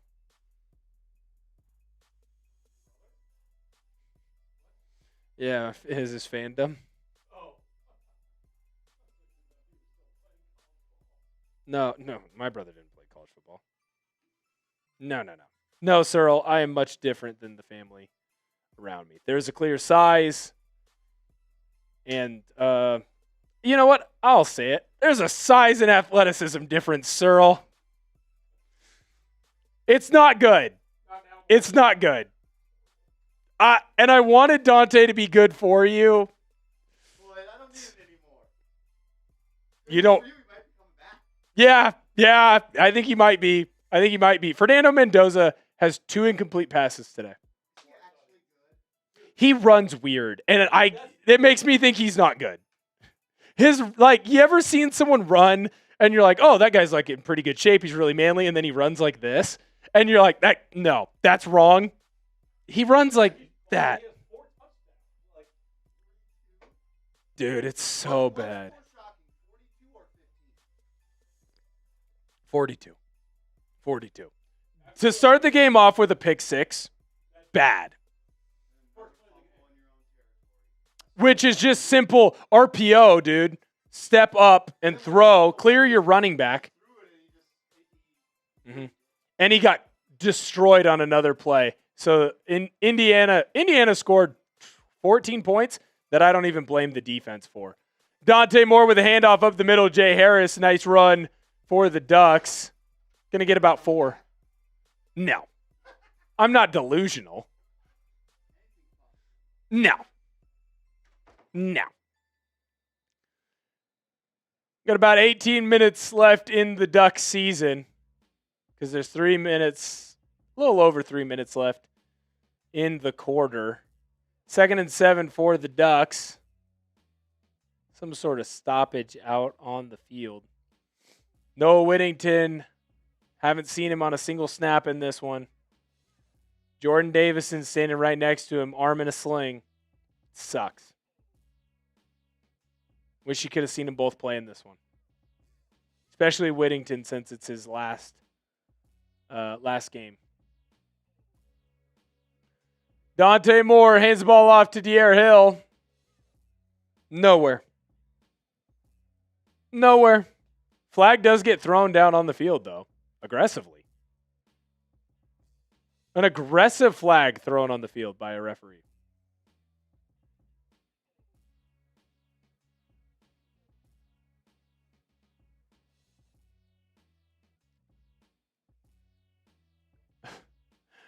The Ducks got a personal foul for a face mask after the play. Riddle me that, Batman. Show me where it was. Oh, yeah, Harkey's ripping at someone's face mask. After the stellar game that he's had at right tackle today, I don't know if that's something that we should be doing. Missed block on a third down. Missed a block. That allowed Dante Moore to get smoked. Fumble the ball. Hasn't been good. Dante Moore in the shotgun in his own end zone. He's looking, firing, has an open receiver. Jeremiah McClellan! What an incredible catch! One-handed! He was draped all over him. We have seen some of the most insane catches in all of college football today. Most of them have been by Indiana. How did McClellan come up with this? That's unbelievable. He is getting assaulted before he even has the opportunity to go after the ball. There should have been a flag. I don't know why there wasn't a flag. That is referee malpractice. And he still comes down with the ball. A reason why Dante Moore could potentially want to come back to Oregon. McClellan will be back next year. There is a Hoosier down on the field. Another edge rusher. I like how they're trying to keep it. Oregon trying to make this one interesting. If they score a touchdown, they would get 6 points. So that would put them down by 21. Yeah. You want to hear a crazy stat? I do. Indiana is starting 1 4-star. The rest are unranked or 3 stars. Who's the 1 star? Is it Mendoza? That I don't know. Well, I don't think Mendoza was even highly rated. He might not have been. Because where was he at before Indiana? Cal. He was a Cal guy. That's right. Yeah, I don't know. Says something about the coaching and development over at Indiana for sure. Yeah, you also have to remember a good chunk of these guys were JMU guys, which I think is pretty darn impressive. You have to remember a lot of these guys are JMU guys that were brought over.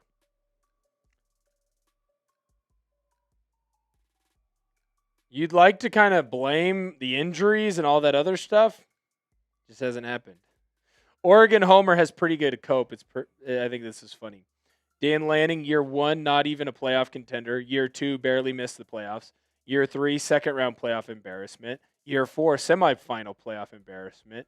Year 5, national title game embarrassment. That would be next year coming soon. Year 6, national title game W. Trust the process. Trust the process.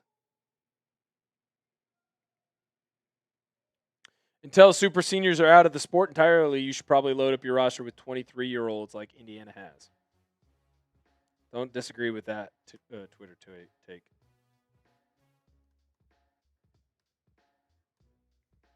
It's a good amount of cope there from Oregon Homer. Good amount of cope that I'm going to choose to buy into. Because I'm a man who buys into hope. Mark Smith says, let you know those rankings are nothing. I would disagree with that sentiment. What I would tell you is that it shows you the difference that good coaching can do. Because there's a difference between being a good coach and being a good recruiter. And I think you've seen a lot of teams be good recruiters, Lane Kiffin, but not always the best developer of talent, maybe necessarily. Although that might not be the best way to talk about Lane Kiffin. Something you could have said about Mario Cristobal until this year. Great recruiter, bad at talent development. Not true anymore. Dante Moore gets the ball out quickly to Decorian Moore. His first big catch of the game. He's got some room. Makes a couple guys miss before he's brought down to the ground. First down, Ducks. Type those ones. Oh, good. Ducks finally got Fox Crater in the game at tackle. He's at left tackle instead of Isaiah World. Dante Moore trying to go fast for the Ducks. Ducks haven't. Oh, just put it on Kenyon Sadiq. Dante Moore has an open Kenyon Sadiq. He doesn't trust it. Sails the ball. Look, I've been a part of the Oregon Ducks, or excuse me, Searle and I were a part of the Seahawks-Rams game. Just saying. The Thursday night one. Just saying. Tom says, as a Hoosier, since when were we good? This year and last year. Last 2 years. That's it. That's it. Dante Moore under center. He's going to hand the ball off to Jay Harris. Nowhere for him to go. Brought down immediately. That tells me that this is going to be 2-down territory, a.k.a. 4-down territory. So the Ducks are going to have 2 plays to get this first down. It's 3rd and 9 right now for Oregon. They're going to use both plays. So you don't have to get it all here. Fox Crater, evergreen product, actually coached against him when he was in high school. Is at left tackle now instead of Isaiah World. World ended up getting benched. What could be his last college football game. Hoosiers showing pressure right now. Dante Moore hands the ball off to Dier Hill. Nice run up the middle. Pushing forward. It's going to be 4th down, but the Ducks are close. Hill comes up hobbling because the Ducks already don't have a shortage at that running back spot. Ducks are going to have to go quick. Hill clearly in some pain. Clearly in some pain. I still think that if the Ducks want to have a shot, they need to score before this quarter ends, which means they got to do it in less than a minute. Dante Moore under center. This is for the ball game here. Pitch to the outside to Jay Harris. No space. Doesn't get it. Doesn't get it. Indiana comes up with the stop, and that'll do it.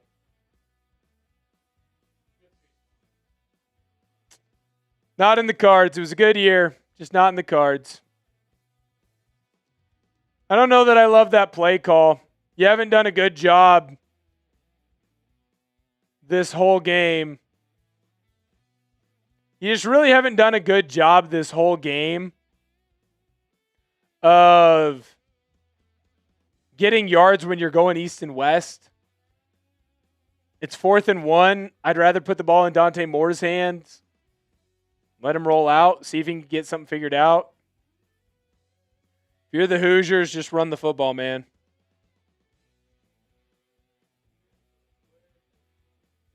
Yep, I would run the football, man. This one's over. Roman Hemby gets the handoff. He's going to get 3. And if the Hoosiers want, they can let this one go all the way to the 4th. You were going to need all the help in the world that you could get. And that was if you got that first down and scored there. Just a dumb. I mean, shoot. At some point, just attack them down the middle.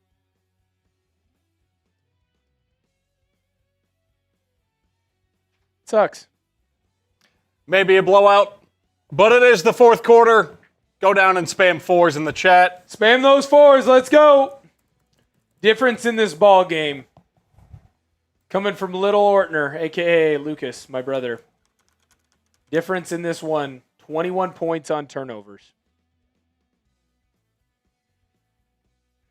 This game would be 21-15. You don't have those turnovers. That's the difference. That's the difference in this ball game. It's frustrating. Aaron, shout out to you, man. Spamming those fours. Spamming those fours.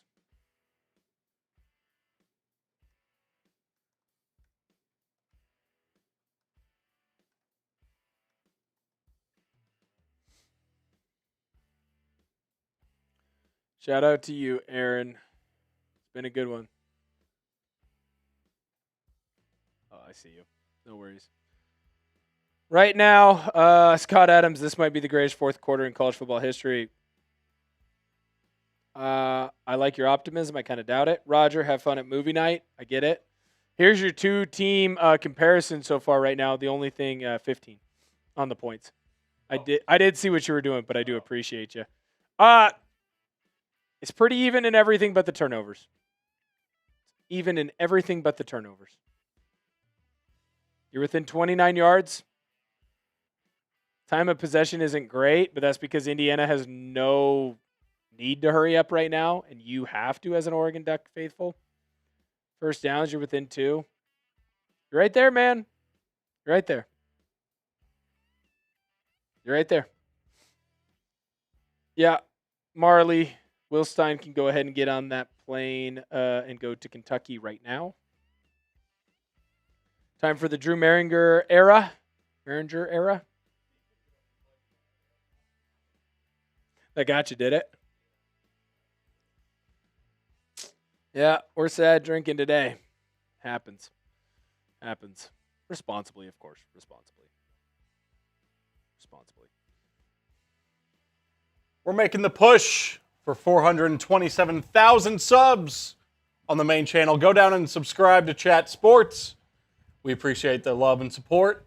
If you're looking for the best NFL coverage, NBA coverage, we've got you at Chat Sports. Also, leaning more into the college game in the upcoming offseason, next football season, so you're not going to want to miss a thing. Go down and hit that sub button. Help us get to 427K. Yes, sir. Couldn't agree more. Could not agree more. Hit that sub button if you'd like to as well. You can hit that sub button over on the Oregon Football Report. Putting together a good show over there as well. We got you covered for all your Oregon news that you could want in the 2026 offseason. Sean says we should have Googled Signetti. Yeah, we definitely should have. Mendoza gets the ball out to Cooper on the left side. Not going to get the first down, so it will be a third down for the Hoosiers. Spam those threes down below in the comment section. In the chat. Chat, are we cooked? Might be cooked. Let's see. Aaron, this sucks, man. Really thought after Texas Tech we could actually make it all the way. I did too. Indiana, back to throw. Mendoza. Ducks have just gotten no pressure on him all day. Ball hits the ground. I cannot believe there's no PI because both the corner and receiver fell to the ground. Cooper for Indiana falls to the ground. No flag. Third incomplete pass on the day for the Hoosiers. Yeah, I want to know what happens here. Well, they kind of just run into each other's feet. A little bit. Interesting.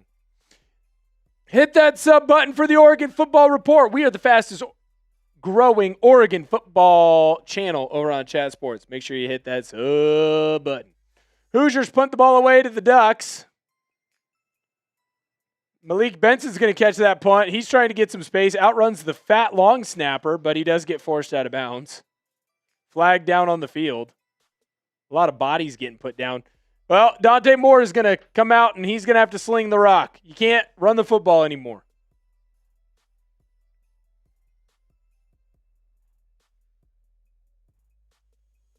Ducks are going to get called for a holding penalty.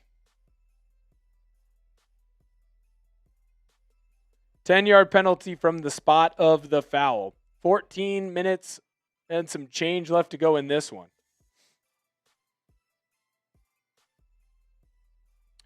Tom, well, we loaded up this boot, and you know what? If you send in that 50 super, we'll do it. I got a whole boot, Tom, full of Happy Dad seltzer. Full boot. I'm changing it to 50. You send in a 50, we'll do the Happy Dad boot. Here's our super chat menu. Any super that you send in, you're going to get on the show and you're going to make me want to shout. $5 get you a beer cheers, 10 get you a devil pull, and I've changed it. You send in 50, we're doing that beer boot. Loaded up with Happy Dad. So at least something will help me feel a little bit better. Feel a little bit better. How about this? If we get to 50 in the quarter. So right now, I know where we're at right now. If we get to 50 as a group in the fourth quarter, I will do the beer boot. Sound good, Cyril? We get to 50 in supers during the fourth quarter of this football game, we will do the beer boot. There's over 700 people hanging out with us between the two channels. Can make that real easy. Real freaking easy. Or if not, I'll just have to pour out the beer boot when the show's over.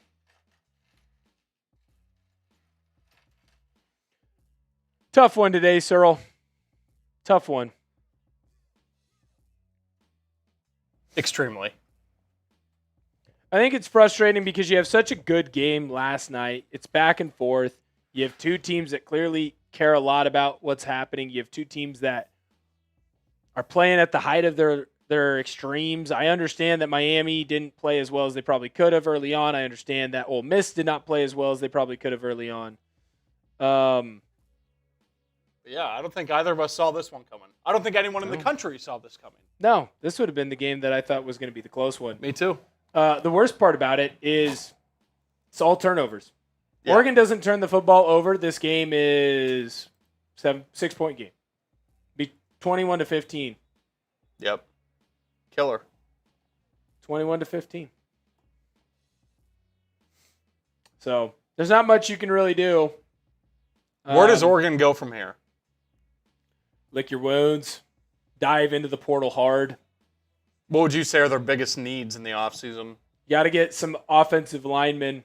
You've benched your left tackle, Isaiah World. He hasn't looked like anything good today, and he's a senior, so he's gone. Harkless over on the right side, he's going to be gone. Kind of is what it is. Just kind of is what it is. On the bright side at left tackle right now, you got Fox Crater. He's a young kid. Dante Moore back to pass, flips it out to Kenyon Sadiq. Indiana doesn't fall for it. You're seeing right now the difference in smart college football play and talent. And I don't want to say it's the hard work thing because I'll tell you right now, Oregon works hard. They just do. But Indiana doesn't make the mistake, and Oregon does right now. That's the difference in this game. Dante Moore gets the ball out quickly to Johnson. He's going to be able to get a little bit of room, but not much. Jeremy, make sure you hit that sub button that's just above you in the comment section. Go subscribe to the Oregon Football Report so you can keep up with the Ducks all 2026 long. Ducks aren't really doing it right here. They're taking what the defense gives them. They're going to have to go for it again, I think. It's 3rd and 6. Dante Moore back to pass. He never saw the defender. Got hit as he threw. Incomplete ball to Johnson again. Dante Moore's ability to feel pressure just isn't there. Just isn't there.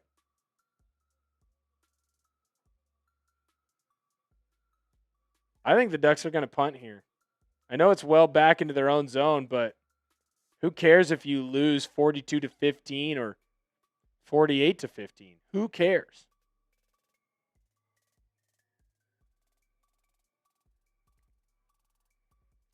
Ducks are going to punt.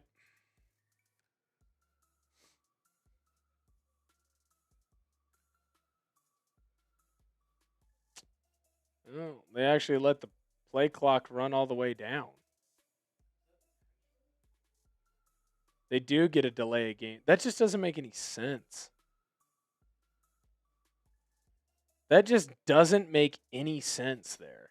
Ducks take a penalty on a delay of game. If you're doing it for field position, like it just, whatever. It's over.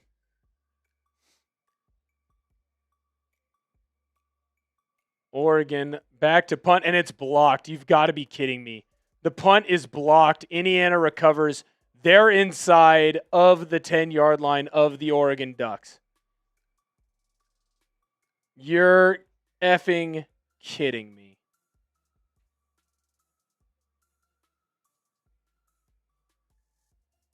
The Hoosiers are in the Prize Picks Red Zone. Download the Prize Picks app today and use code CLNS to get $50 in lineups after you play your first $5 lineup. Prize Picks. It's good to be right.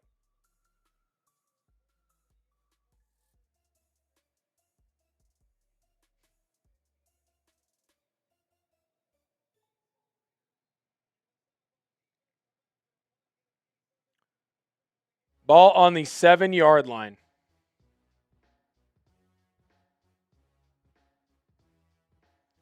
Yeah, if that didn't end it, I don't know what does. Mendoza hands the ball off to Roman Hemby. He's going to get brought down quickly.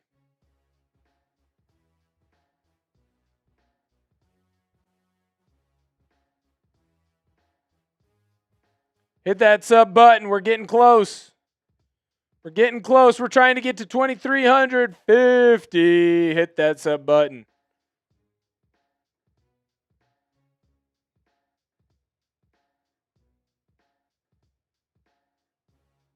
Second and goal for Indiana and Mendoza. Ball on the 5-yard line. Mendoza's going to keep this one himself. He gets popped. Not doing much. Nothing really going there. 100%. Doesn't really make a whole lot of sense. Bless you.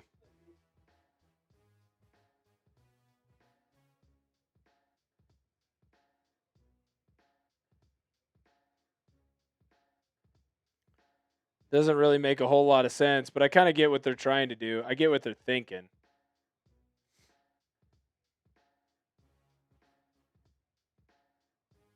Get him out and moving as much as possible. They're just running a simple RPO there, or I guess I should say zone read more so.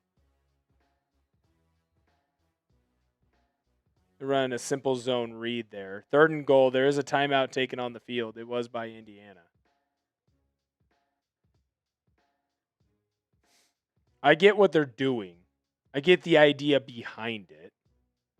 But at the same time, goodness gracious. Sucks. Mendoza's played lights out too, by the way. Absolutely lights out. Been very impressed with his skill set. 3 incomplete passes on the day. 3 incomplete passes on the day.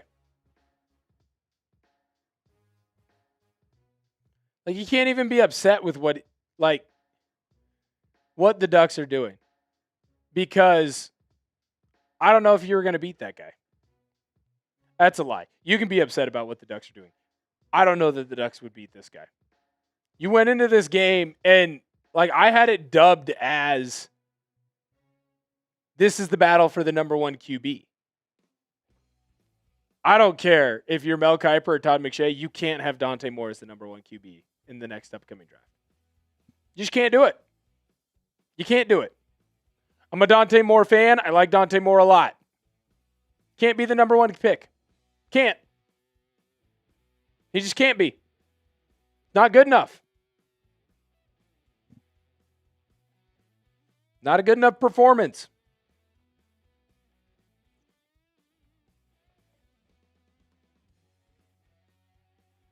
It's just not a good enough performance.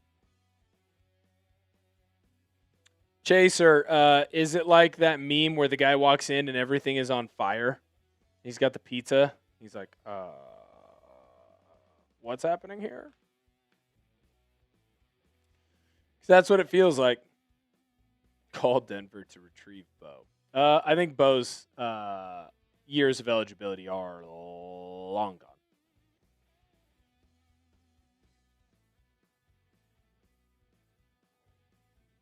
I think Bo's eligibility is gone. Been long gone. Yeah, that is the worst part. The sad Oregon fans. Interesting development in college football. Lane Kiffin has traveled to Knoxville to see quarterback Sam Levitt. From what I'm seeing from one of the Locked On LSU guys, Matt Moscana.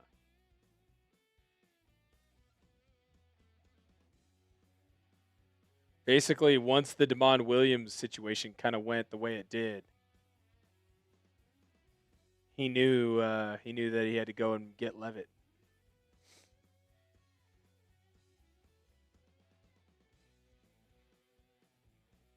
Wow. 2025 Rose Bowl, Oregon down 34-8 at half. 2026 Peach Bowl, 34-7, Oregon down at half. 3rd and goal.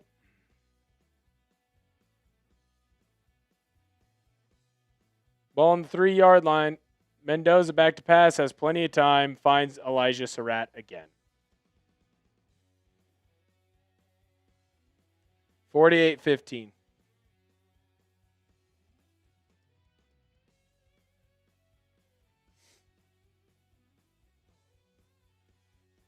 $48-15.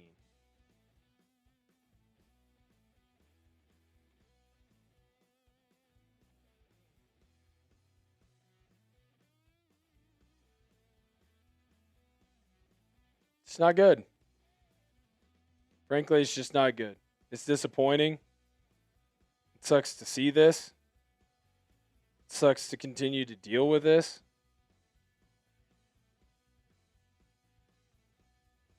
It's a great throw. It's in between Dylan Thieneman and Bryce Betcher. There's nowhere. They're in the position to make the stop, and they just don't. Threaded the needle. Mendoza's a great QB. It's a touchdown in the National Football League, not just in college.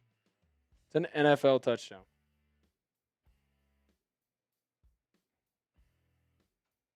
Scrolling for my sad Macho Man Randy Savage picture that I can tweet out. Because it's a sad day. It's a bad day. There it is. I need to save this.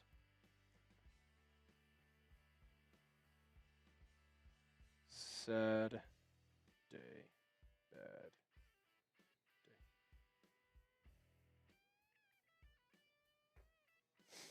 Sad day, bad day. Oh well.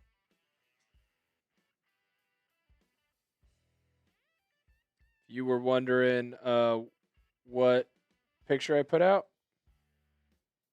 I'll put that social link here in the chat.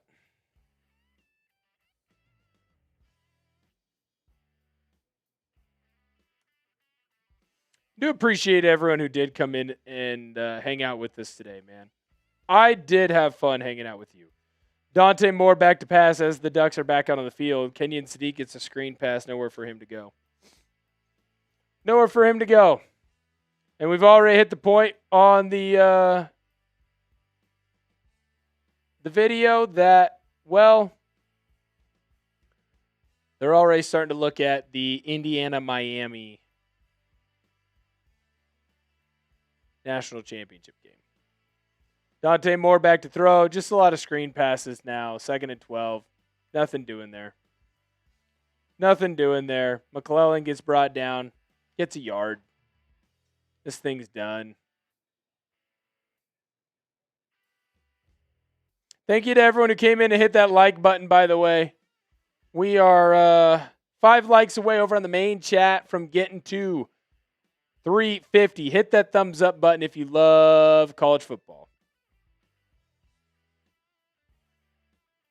Signetti still looks grumpy.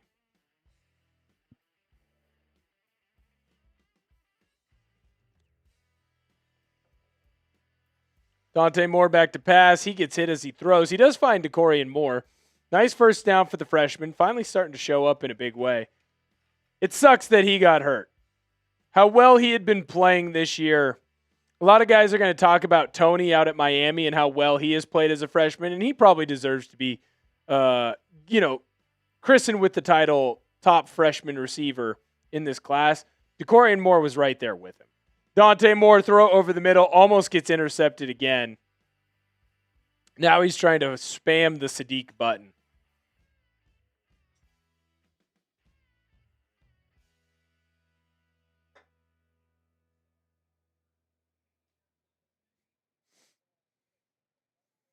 He's just trying to spam the Sadiq button. Now everyone's talking about Mendoza and the 2025 Hoosiers versus 2029 LSU. I don't know if you want that one. Although the defense for LSU that year wasn't that great. Offense was, though. Dante Moore, play action pass, finds Kenyon Sadiq. Where were these plays? He's going to get 15 yards there. Although, to be fair, a little bit of it is Indiana's now in prevent.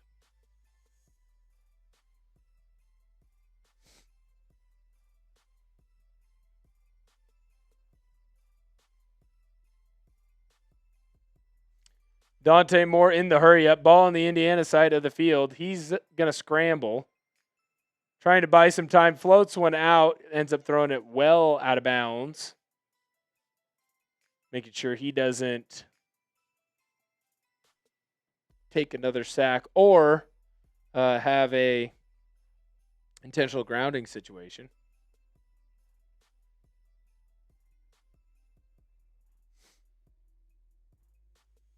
Thank you to everyone tuning in. If you're new to the channel, hit that sub button over on the Oregon Football Report. We're trying to grow that sucker every single day. Shout out to Grant, Phillip, and Ian. Michaela, Spoolin. Shout out to y'all. Thank you for hitting that sub button.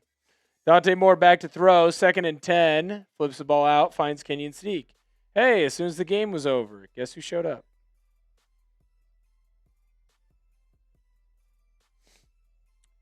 By the way, if you're new here, hit that thumbs up button. Let's make sure we get that like number up.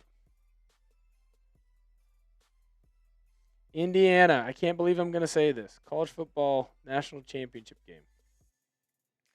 Hit that subscribe button.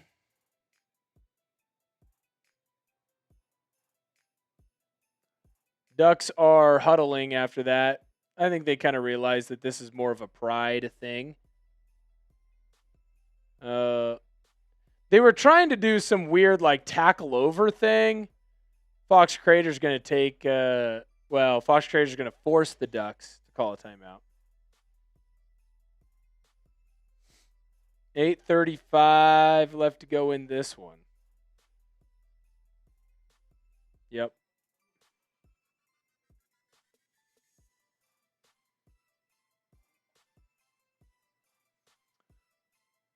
I need to let you know about our good friends over at Prize Picks, because this episode is brought to you by Prize Picks. Whether you're starting a new routine or making player picks for the very first time, trying something new can be hard, but in life and on Prize Picks, it always feels good to be right. With high-pressure playoff matchups every weekend and elite hoops action almost every night, the action never stops, and Prize Picks lets you take control. New feature alert! Prize Picks now has early payouts. If your player gets off to a hot start, you now have the option to cash out those winnings before the game even finishes. Find your community on Prize Picks with the new social feeds feature. You can share Prize Picks with your friends and copy lineups from winners with a single click. Copy lineups you like or use them as inspiration for your own picks. You can even follow Prize Picks partners like us and tail or fade our picks with just one click. Prize Picks is easy to play. Just pick 2 or more players from any sport and pick more or less on their projected stats. You can choose the flex play, where if even one player doesn't hit, you can still win. Or you can choose the power play. Lots of fun over on Prize Picks. Download the Prize Picks app today and use code CLNS to get $50 in lineups after you play your first $5 lineup. That's code CLNS to get $50 in lineups after you play your first $5 lineup. Prize Picks. It's good to be right. I'll tell you right now. That guy's the real deal, man. I don't like the way he runs. But he's pretty damn good. Pretty damn good. He's been pretty damn good this year. is pretty damn good in this game. Incognito says at least score a field goal, have some pride. I think that the Ducks have shown that they have some pretty good pride. I would say that.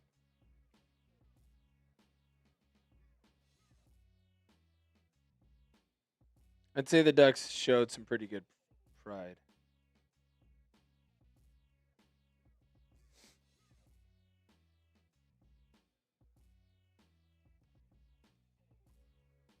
I'm going to change the poll in both of the streams.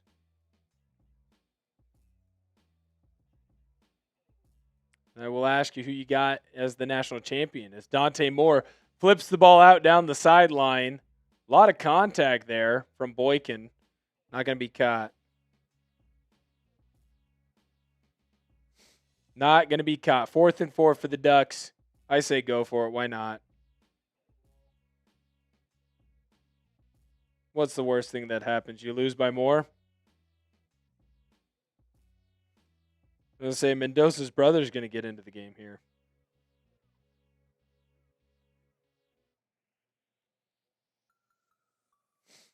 Let me know who you got there in the comment section.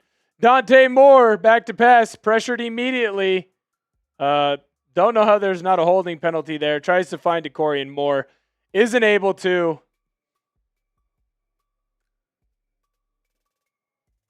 Indiana gets the ball again. It looks like Fernando Mendoza is going to go out again. I don't know why. That certainly doesn't make any sense to me.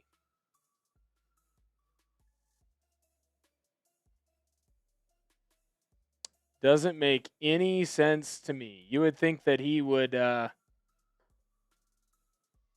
he'd have somebody else take care of that one. Fire the DC now? Well, if you're talking about the Ducks, Incognito, he's gone. He's a head coach at Cal, and the offensive coordinator is going to be the head coach at Kentucky. So they won't be there anyways. Handoff up the middle. Bounces it to the outside. Big run here for Indiana. Kaelon Black's done for today. Roman Hemby is done for today. That was Martin there on the run for the Hoosiers. Interesting that they're going to leave in Fernando Mendoza, but have backups in every other spot, essentially.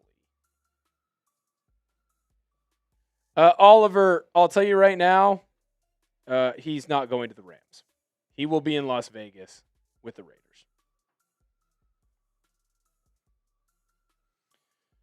It's crazy how quickly things changed for Indiana.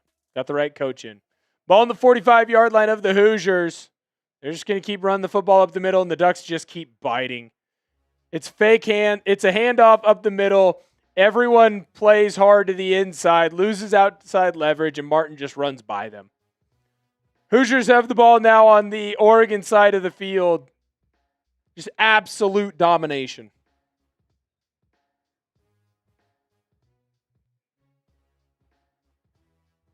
It's absolute domination, man.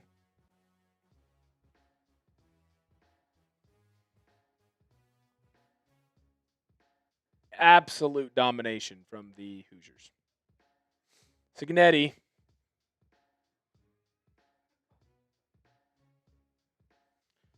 Handoff up the middle. Martin going to get a gain of 3 there.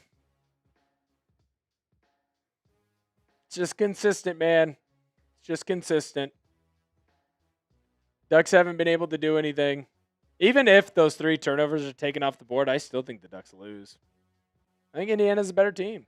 I think we just watched the best team in college football.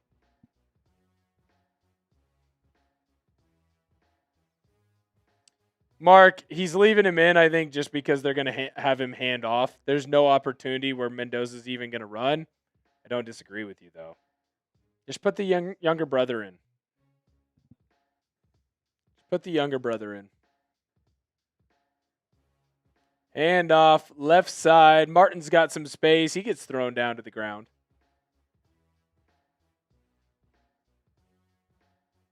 A smooth operator, yes. We have switched it to who you got in the natty. We have switched it to who you got in the natty.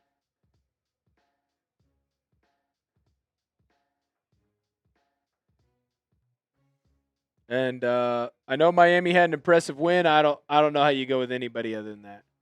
Kobe Martin, 4 runs, 42 yards.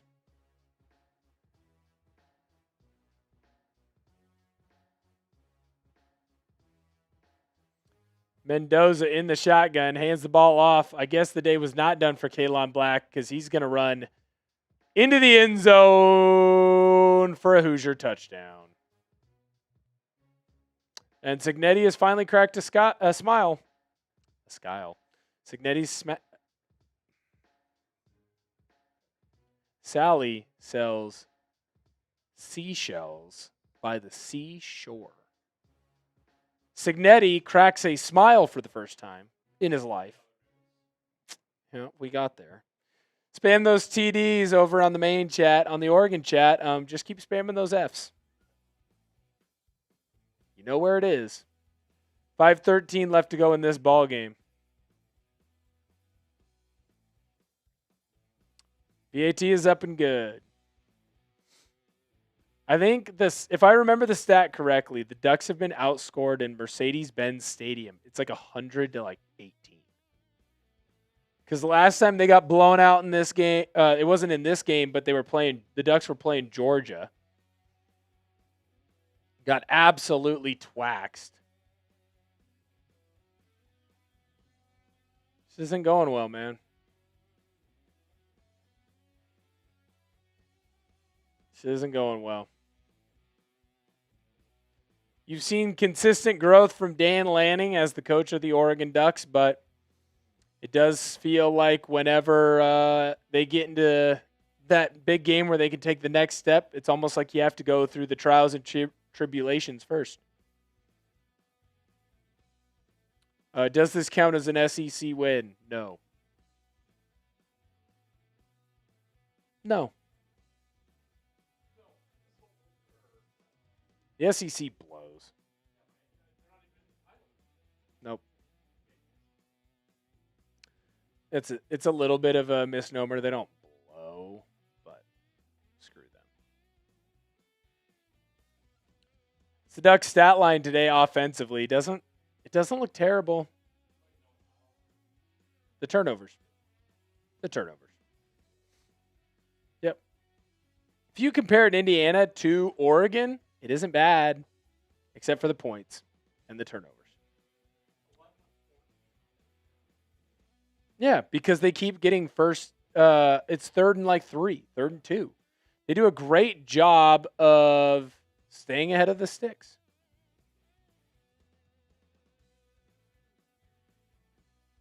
Oregon, Dante Moore back to pass, finds an open receiver, Jeremiah McClellan. Nice first down for the kid.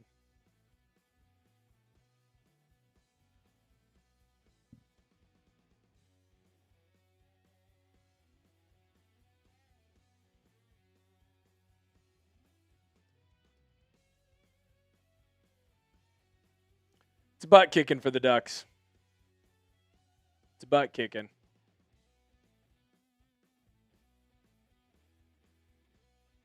Dante Moore back to pass, flips the ball out. No one's there. Nobody's there.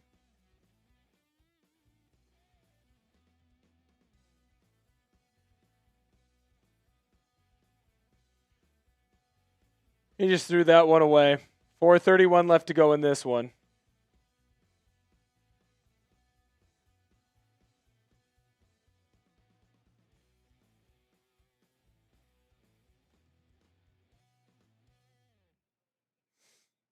Nice play by McClellan. He's going to get close to that first down. Not going to quite get there. A lot of Hoosier fans very excited. A lot of Hoosier fans very happy.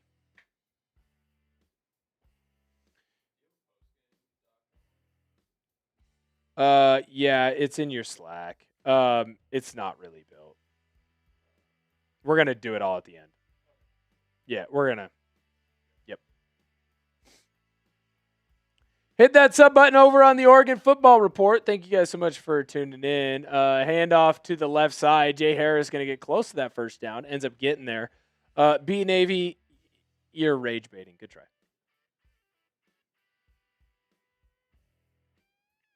You're trying to rage bait. Slim. Yep, I get it. It's not going to happen. I don't see a team beating this Indiana team. I just don't. They're so good. We also didn't see Miami beating Ohio State. Very true. Very true. So, could be something. Very true. Dante Moore back to pass, has nobody open. He's just backpedaling and throws this one away. There's no reason right now for Indiana to bring more pressure than they have to. They're getting there with 4. If you can get to a quarterback with 4, you're going to win a lot of football games, man.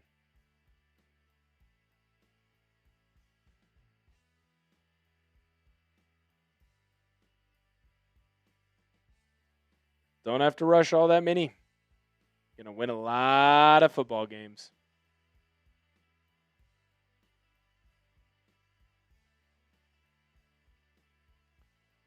Be Navy. It could also be because Saban is ancient. Dante Moore back to throw. Flips this ball out to De'Aaron Hill. Nice space there for Hill. He's going to have a first down. Runs through an arm tackle. Love that. That's a guy who's angry. That's a guy who's really angry about this loss and is taking it out on somebody else. And I love that.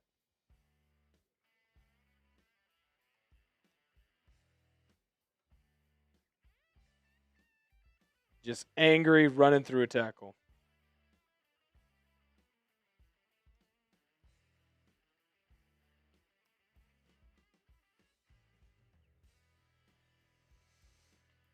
Dante Moore in the shotgun. He's back to throw, looking for an open receiver. Has one.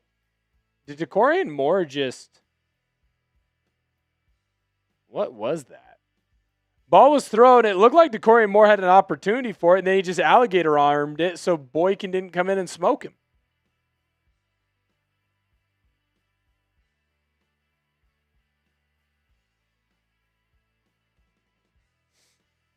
Shelly, I'm sorry for your fandom. Bless you. 137 if you're hanging out with us on the Oregon Football Report. 622 you hanging out with us on the main channel. Hit that thumbs up button, like the video. I know the game wasn't great, but hopefully you thought the stream was. Jeremiah McClellan gets the quick shovel pass. Nowhere for him to go. He's brought down. Going to be 3rd and long for Oregon.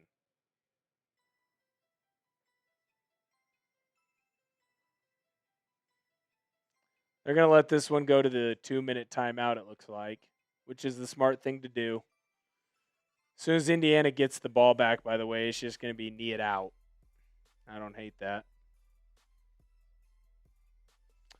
I do not hate that.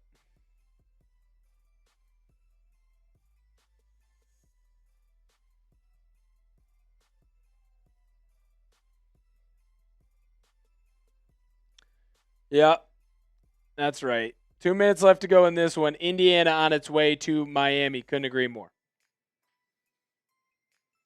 Yeah, Alex, you can take that shot on Indiana, but I think they're pretty happy with where they're at.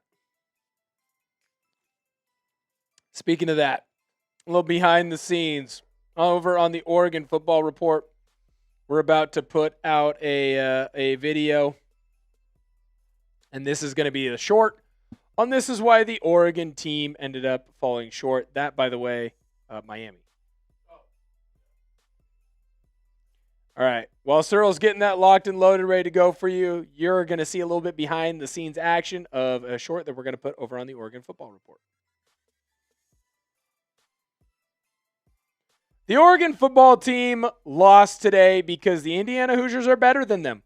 You could blame injuries if you'd like. You could blame poor play by Dante Moore. You could blame poor play by the offensive line. You could blame great play by Fernando Mendoza. You could blame coaching. You can blame whatever you want. It doesn't matter. This Indiana Hoosiers team was better than the Oregon football team today, and frankly, I think they're always going to be better than this Oregon football team. If you played this game 10 times, Indiana wins it all 10 times, and that sucks. It was a great year for the Oregon Ducks. We're starting to see new heights, but unfortunately, this Oregon football team just not quite there yet. Not quite ready for prime time. Thank you guys for tuning in, and make sure you subscribe to the Oregon Football Report. We got videos coming to you all college football off season long. Andrew Andrew, you make me want to shout. No. Although Miami could go toe-to-toe with Indiana on the interior. I will say that. If any team is going to be able to do that, Andrew, by the way, beer cheers to you.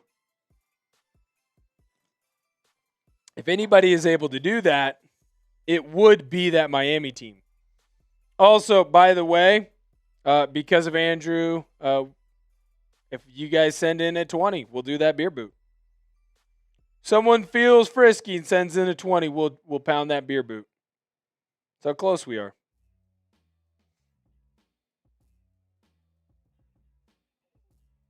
But we're not going to do it if we don't get that 20 in.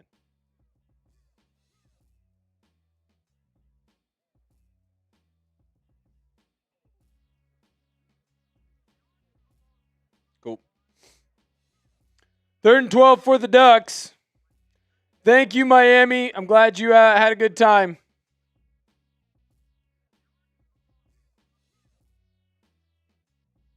Glad you had a good time, man. It is after Laser. It is just sad. It's okay, though. Next year. Next year.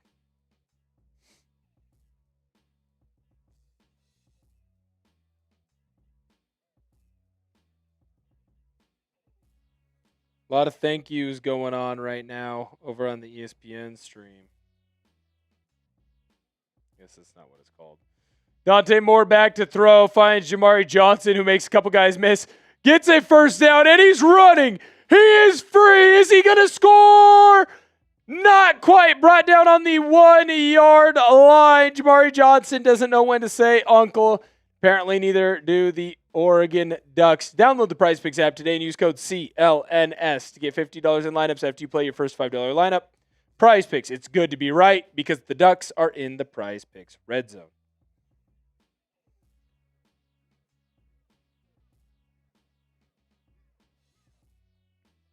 Great job there by Johnson. Not saying uncle.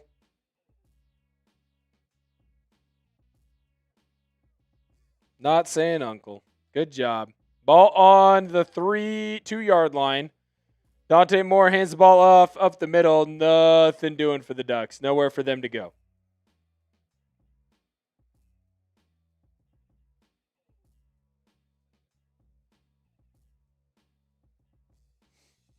Second and goal for the Ducks now.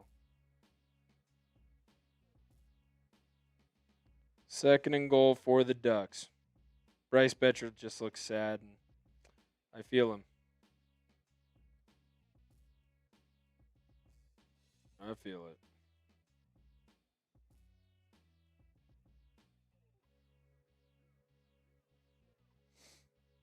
Dante Moore back to throw. Gets this ball up into the end zone. Not going to be caught. That was to Salah. To his other tight end. Unable to make that play. There's a flag down.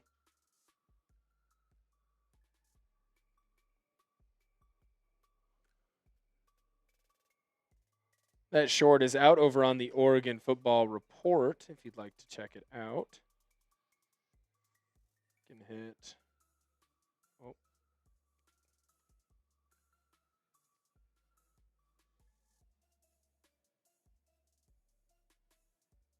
Can hit that sub link right there. It was a defensive pass interference. That is what I said. Smooth operator. There you go. There's that sub link if you'd like. So defensive pass interference on 1st and goal. Dante Moore sailed that ball over his intended receiver.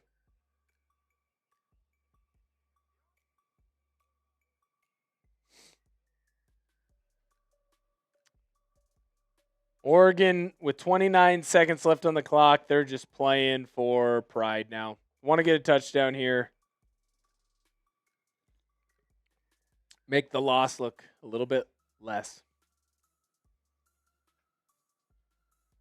Indiana brings pressure. Dante Moore pulls it on what should have been a run. Doesn't matter. Touchdown, Oregon. Ducks are able to get into the end zone. It's not going to look as bad as it should have been. Roger Salapaga ends up getting into the end zone for the Ducks. 56-21. Hit those TDs in the Oregon chat.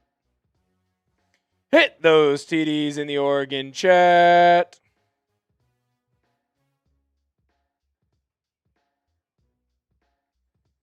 I don't know after Laser. They're just bringing in Hoover.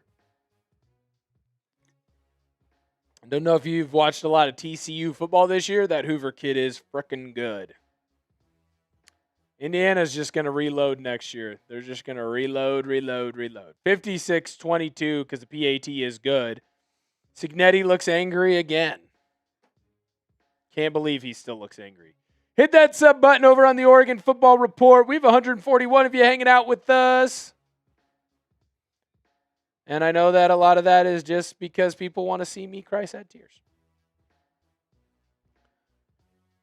Shout out to Grant Adams and Mattern remembers Waz. Thank you guys for hitting that sub button on the channel. Appreciate it. Appreciate you. Appreciate the support.